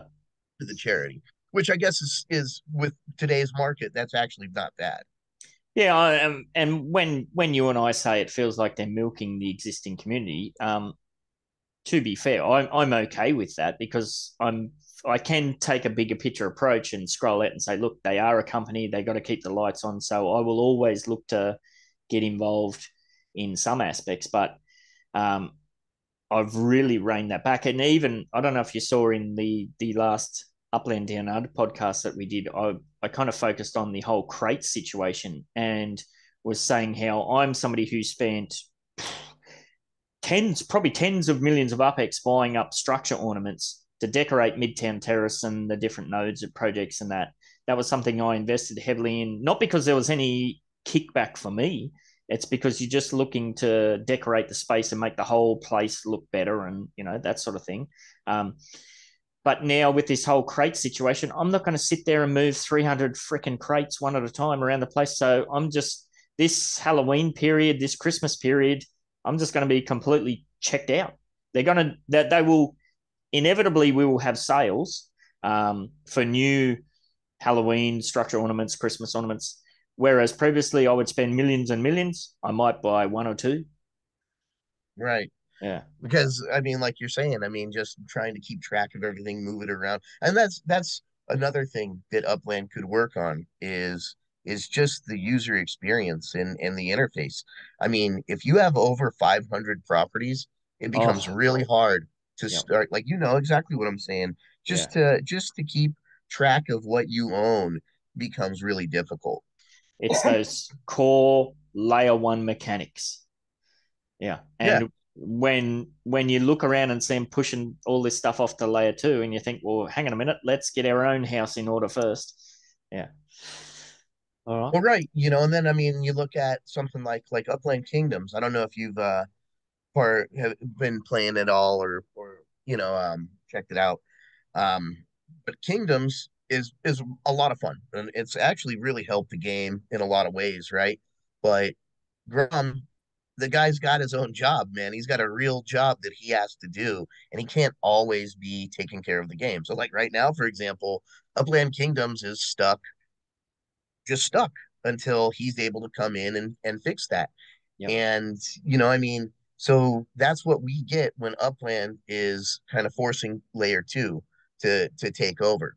And they're not giving him any kind of compensation necessarily, Yep. to where it's worth his time to stop what he's doing because he's got to pay his own bills. Yeah. Game development it's incredibly hard. Everything, if you think something's going to take an hour, well, it's going to take you 10 hours. If you think something's going to cost you $100, it's going to cost you $1,000. It's just one of those things that just eats up money and time. And yeah, most of the community that's engaged in Upland, it's at this stage of the game, it's more passion projects rather than, okay, this is my actual job that I'm paying the in real life bills with. Like, so yeah, it's very tricky. And yeah, you're dead right. If it's all well and good to push it off to layer two, but it can't be relied on. No, Yeah. because people have, you've got to just weigh out your options, right? Like, and if your job is more important than keeping a couple thousand people happy playing a game, you're going to pick your job. It doesn't matter, Yeah, yeah. right? And so it just seems like I'm saying, I think Upland just needs to rein it in, work on some of these core mechanics, get kind of back to basics a little bit, Yep. and give us what you promised on everything in these last 2 years before you start giving us anything else. Yeah. Is kind of what I'm thinking. And why Yeah. can't they do that? I mean, like you said, they got to keep paying the bills, right? But there's got to be another way to pay the bills. If like I would think that if they fix the game better to where more people are going to stay and retain and put money in, then you're paying your bills, right? Yeah. I it becomes a bicycle model of a business. Like I went through this when I first moved to Japan. I worked for which was at the time the largest English school company in Japan, and they made their money by starting a new school and getting new students in. They didn't necessarily make much money with the existing students, so they had to constantly be pushing and advertising forward. So as long as that bicycle was turning over, everything was good. But once the pedals stopped turning, it fell over in a month. So, uh, so I because wonder with Upland, like, yeah, we're milking the existing community, and many of us are okay with that up to an extent. But it's going to come to a point where we need new blood. We need something else. We can't keep doing the same thing over and over and over again. Something's got to change somewhere. Well, right. I mean, and that's just kind of the same with anything. I mean, if Bitcoin didn't have new buyers coming in, the Yep. price would not go up. If you just had that same core group from like 2012 or whatever that really started pushing Bitcoin, and that was all that ever got into Bitcoin, we'd still have like a $5 Bitcoin, Yep. right? You have to bring in more people and new people. And I guess that's why they want to do these partnerships. But again, it's it seems counterproductive. It seems like, and a lot of these partnerships wind up pushing more people away than they're bringing in. Yep. I mean, so it just like I really want to see the game succeed. I really do, and I think there's so much potential for Upland in the future, and with way more than they're even utilizing right now. Like, why not make it so that your home address can be like your Facebook page and you can post pictures in there and have your friends come and visit you and you can have a VR headset. I mean, that seems like more doable kind of thing on a layer one. I mean, I guess maybe once they get the cafes a little better running, that would be more doable. But I don't know. I feel like people were putting pictures into these street views like way back in the day. You know what the kicker on all of that is we had that system in place. I've said this ad nauseum. So if you're somebody that's listened for a long time, you'll know I'm going to say the same thing again. But I'm not sure if you're aware, but October 2020. So yeah, I'm sure it was the first October that I was involved in the game. We had a system where um, this was before Spark or anything like that. So you could apply to be a part of this Halloween event, and if you were successful, Upland would put a haunted house on your property. Okay, and a whole bunch of players from the community, including myself, we created these little Halloween funny videos. I did this video with my kids and my wife. We did this little recording, edited this little 2-minute video together, and that was tied to that property. So during the event, you could send to my address. You could enter into the haunted house, and it was like you're inside the house. You could press play on the video. You could watch the video. So there was an in-home experience then and there, and we thought, okay, this is going to be the future. We could clearly see like we're going to be able to put our NFTs up on the wall, like come into my house. Once Spark's here, we're going to be able to put up a house, come in my house. You're going to be able to see my NFTs, like my wax NFTs, for example. You're going to be able to purchase them, but then nothing. Well, that's insane. And you're talking, Yeah. that's like when they very first came out. Yep. And that's a great question to maybe ask Dirk or Don, if you ever run into him again. Just what happened? Why would Why they? was it never Because they pursued? obviously already could do it, and Yeah. and like you said, I mean that alone would create so much more demand if you could be more interactive in the game, and I mean, with it being on blockchain too, if you were to turn Upland into kind of like a social media place, I Yep. mean, you don't have that aspect of people being able to steal your identity anymore, right? Like Yep. on Facebook now, how many times do you get a All friend the request time. from like your old, like it's like six friend requests from John Smith or Yep. whatever, right? Yeah. Like you couldn't do that with blockchain because your home address is only your home address. Yeah. And so It seems that like I they're just trying to do that with the cafes, but again, they're pushing that off to layer two or to partnership projects. And we've seen this weekend we had what was it? The URL did an event, Cheese did an event, Upex podcast, but that all that cafe situation, you look in Upland General and Tech Bugs. I couldn't get in. I was in for 2 minutes. I got booted. It was laggy as hell. It's clearly not ready for. It's not ready for 20 people. How's it going to be ready for 200, 2,000, 20,000, 200,000? right. It's and that's kind of what's when I because I tried to get in the cafes this week and I was like, oh, okay, maybe they're gonna be a little bit better. Well, I have an iPhone, so that was just like garbage to start with. There was iPhone doesn't seem to work with Upland as well as Android does. So I kind of ended up cycling through and I finally got into the cafe. And then I moved right up to the screen and I pushed it to start hearing TML talk and booted me right out. That grinds my gears. That does because no, I didn't try because all of those things happen at stupid AM my time. But I always try to catch up on the chat in general, and you see X1 and other the official team members commenting like, "Oh yeah, iPhone's not great. You should try Chrome." Well, hang on a minute. The whole thing, one of Upland's main marketing things is we're mobile first, and Right. iPhone has the biggest share of the mobile market. Well, what? Yeah, yeah. Yeah, no, It works, but it doesn't work on iPhone, and it kind of works on Android. But your best bet is Google Chrome. Well, right, going okay, on your PC. yeah, So yeah, they've got a lot to work on, right? And they're spreading themselves so thin, it mm, seems like that, I mean, I know a lot of their developers are in the Ukraine. It's kind of like that's got to be tough, but absolutely, just coordinating with them yeah, and with what they're going through over there. I mean, so it's almost like they should, I don't know.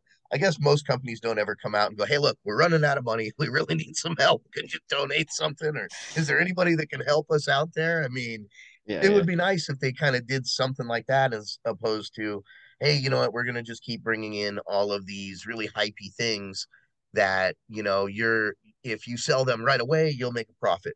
But if you want to hold on to these things, they're just gonna be in the dirt in 6 months from now." yeah. The kicker is that I think you've mentioned it as well. I think the key to all, well, not all of it, of course, but a key to a large amount of that is sitting right in their laps. If they were to introduce some kind of actual layer one incentive for putting a structure up. So okay, you're gonna get a, I don't know, a 2% boost on your dividends if you put a property up, or a 5% boost, or whatever it is, some kind of figure. It wouldn't have to be much. And that would just completely reinvigorate the spark market. And, suddenly Spark becomes more desirable. So we've seen a classic now. We haven't had a Spark month for 2 months or something. And everyone's saying, well, I'm waiting to level up. Well, it's because there's no demand for Spark there, pretty much. Like the sales just sit there. Well, if we had some reason to put these properties up, to put these structures up, that's going to reinvigorate that market. It's going to reinvigorate the exchange, the Spark exchange, and all of that economy side of things. So I think for a lot of these things, the key to it's all there. It's just they need to be willing to put the time, effort, and energy into actually doing it themselves. You know? Right.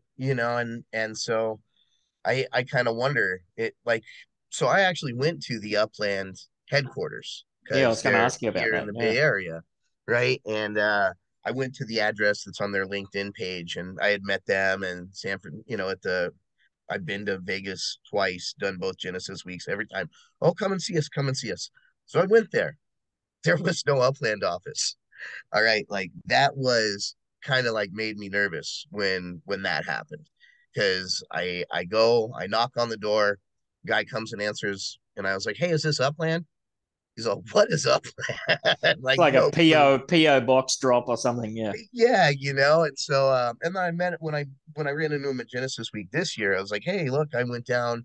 And they said, "Oh, we had just moved. Our new office is here. If you want to come, reach out to us and we'll meet sometime." Well, I've reached out to them and kind of gotten, nothing back in a response a whole lot. Maybe I should reach out a lot more.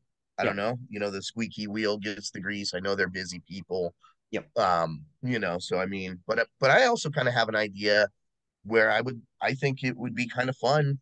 Like me being in tourist marketing, I feel like I could put Upland in front of a lot of tourists. Well, And especially when you mentioned that the pamphlet business is switching to be QR code related. Well, like that's prime Web3 interoperability right there.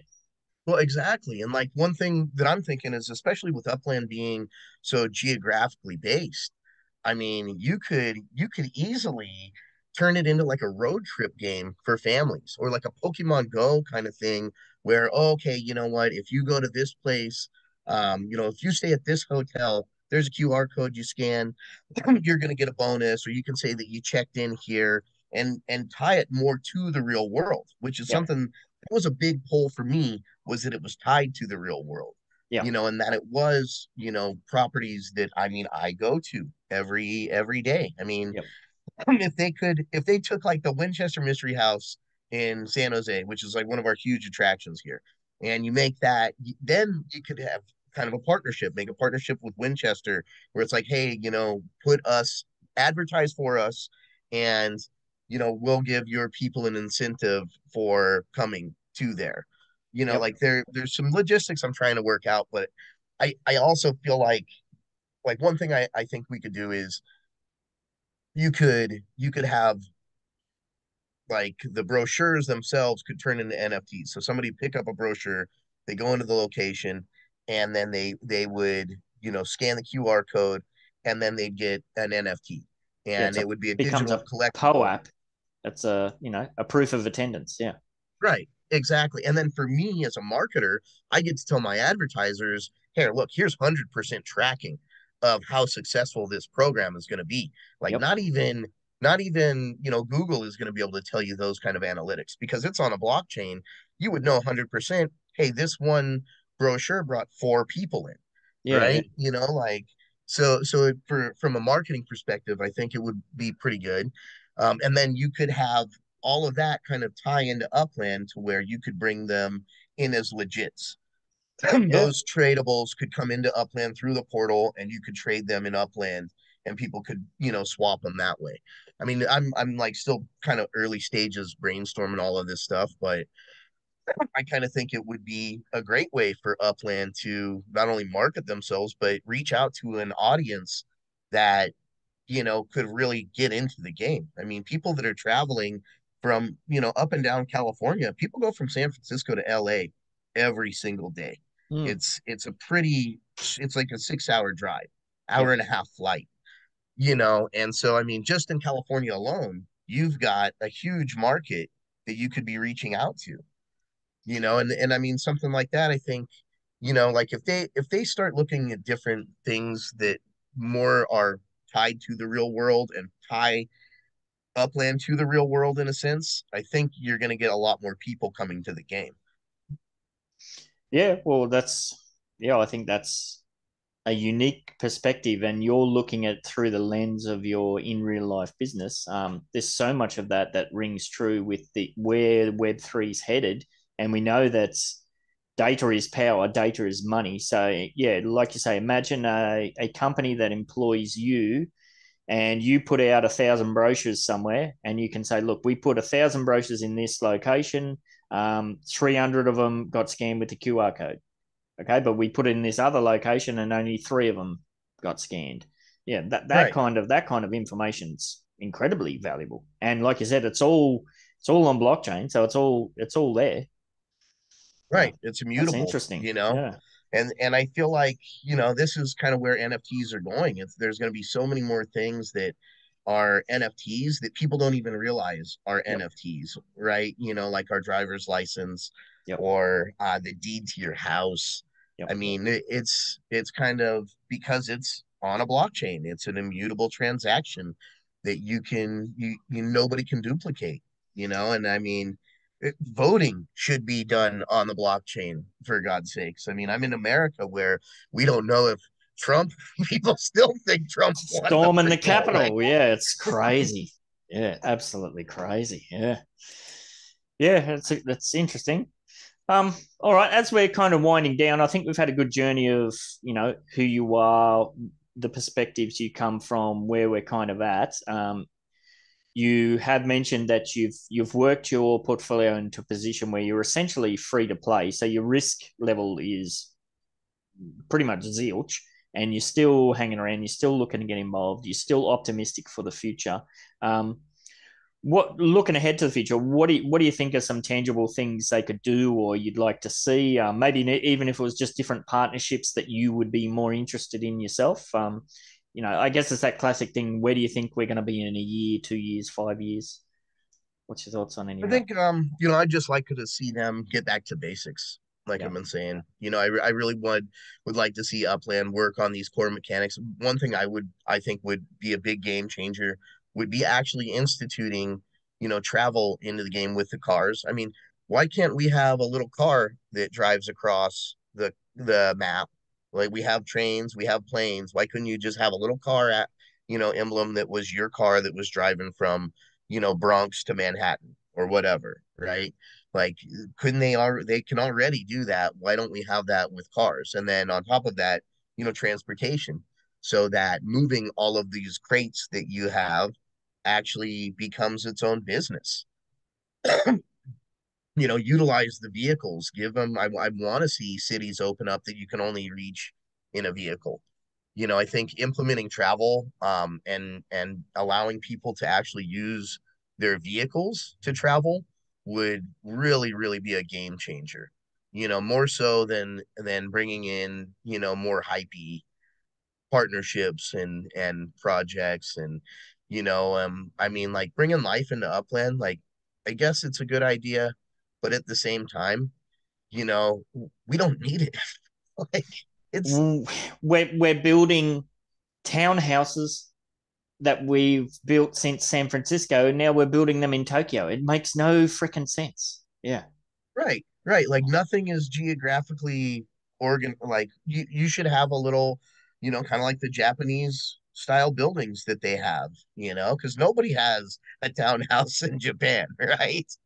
Well, that they can have, but it's not in that style that we're doing. Yeah, it's to interject on you, just to add some information too. What I personally dislike is everything seems to be chasing the tail. Like we know we're going to get, like you mentioned, like going into a car to go to a city. Well, we know that that's what they're going to do, because they've got passenger mechanics associated with the cars. Well, how about before we put something out like that, have the system in place?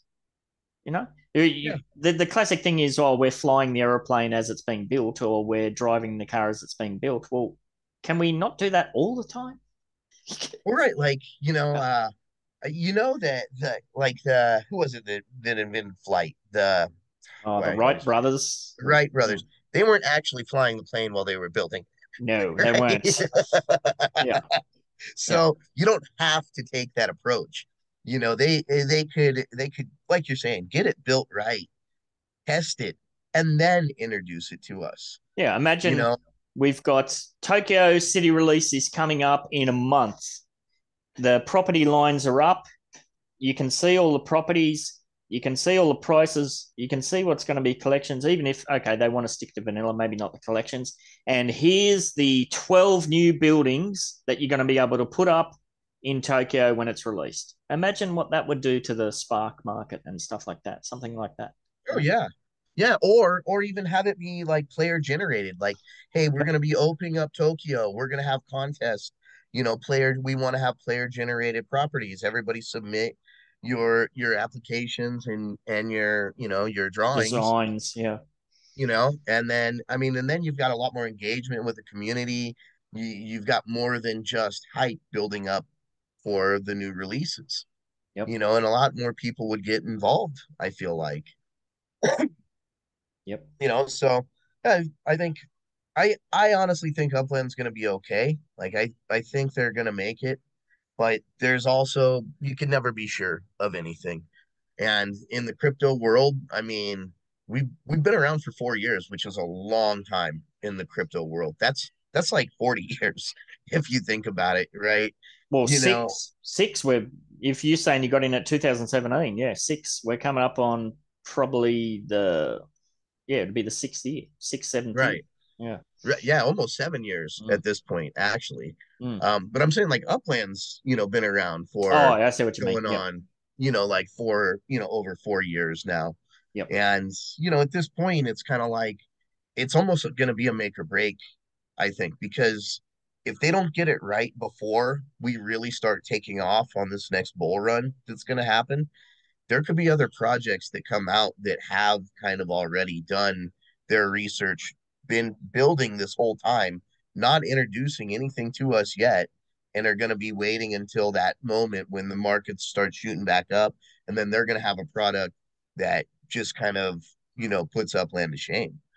Yeah. I think it that kind of comes back to though. I think what keeps me positive is that Upland has what those projects won't have, and that is a well established community. But as we have seen, especially this year, we have seen more and more of the long term OG established, whatever you want to say, community fall off. I mean, amongst the FUD where they've got to the point where, okay, enough's enough. I can't keep getting involved in this hype cycle. I'm at my Mm-hmm. breaking point. I'm kind of checking out. So that's been a little disturbing to see, and I know you've seen and witnessed and been a part of that whole journey with several people as well. Oh yeah, and I mean when you see that Abdullah's not buying things anymore, kind of makes you a little nervous, right? Like the guy who's obviously got a never-ending supply of money is losing interest in the game. Like what's that tell you? I It wonder. kind of I wonder how much of that is being overwhelmed with the mechanics. Like he's got like over 1,000 Spark or something, but having to assign all of that manually, and everything's such a manual, laborious process. Like if I want to list a property for sale, there's no search function, or if I want to add different properties to different collections, especially on mobile, I've got to scroll through. That is the number one reason why I dropped from 7,000 properties to, I think I'm down near 4,000 properties this year, because it's just crazy, and I don't see that that's going to be changed anytime soon. It's because that core functionality, that core mechanic, we've been requesting, whinging, whining about that for, like you say, 4 years. right. Yeah, yeah.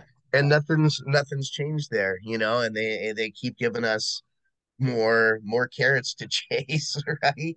Yes, yes. So I mean, if Upland can get all the mechanics right and they can really start working things out, I think it's a no brainer. Yep, 5 years from now, it's going to be one of the best crypto projects out there. yep. But if you want to just keep giving us hype, I mean, you're going to become like a lot of other crypto projects out there that are no longer relevant. Yeah. You know, and that a lot of people got burned on, and then you're just going to be another one of those projects that turned more people away from crypto than brought them in. Woulda, coulda, shoulda. Yeah. Right. Yes. But yeah, we're probably, geez, I think we're going on almost over 2 hours. Yes, I knew we'd have a good chat because we and it's become even more clear through this conversation that we share a lot of similarities in, where we've come from, where we're at in the space, and kind of, like I said before we started recording too, I think we both kind of ride that FUD wave. We try and stay on the positive end of it. We're not infallible. We do fall off on occasions, but yeah. Yes. Yeah, and I think I will try to not, have my bitch fests on general up anymore, just for the sake of everybody. Nobody likes a Debbie Downer, right? Well, it's that classic thing that we see so many times where Uplands, people come out and they say Upland's a pile of shit, it's going to nothing. Hey, want to buy my account? What a way to advertise. Yeah. Yeah, very true. All right, mate. Well, it's been great talking to you. I knew we'd have a good chat. Is there anything that you're working on as far as community projects, or anything you're looking to promote, or if people wanted to reach out, how can they best go about it? You can always reach out to me on Discord. I've got a Block Explorer shop, and kind of like I said, I am kind of working on my own project with my in real life job, and trying to incorporate NFTs into the real world where they don't even know they're using them. I think that's what is kind of the key moving forward to really get adoption in the real world, is get people using crypto and they don't even know they're using it. Yeah, I've been saying the same thing for a very long time, and I think that's exactly where its mainstream adoption is going to come from. Things like the deeds to your house and all of that, driver's license. It's going to be funny. Like if you're getting divorced, well, you're going to have to get together with the lawyers and burn the marriage certificate NFT. Right. That's a pretty good point. I like that. I haven't thought of that. Yes. All right. Yes. So if you want to reach out, Happy is on Twitter as well, I believe. So there's plenty of opportunities that you can get out there. Yeah, Twitter, Discord. All right, mate. Thank you very much for the chat. Stick around. I've got to chat to you once we stop recording. But other than that, thanks everybody, and we'll see you later. If you have an Upland, NFT, or Metaverse product, service, or event to promote, or you're just someone engaged in Web3 who'd like to have a chat, send me, Ben68, a DM on Discord, or drop a YouTube comment to discuss and secure your spot. This Meditainment production is brought to you today by the Samurai Aquatics and Decor Metaventure. Scan that QR code or click that link in the description and dive yourself headfirst into the Samurai Aquatics Discord server to pleasure your peepers on our current and future range of outdoor decor.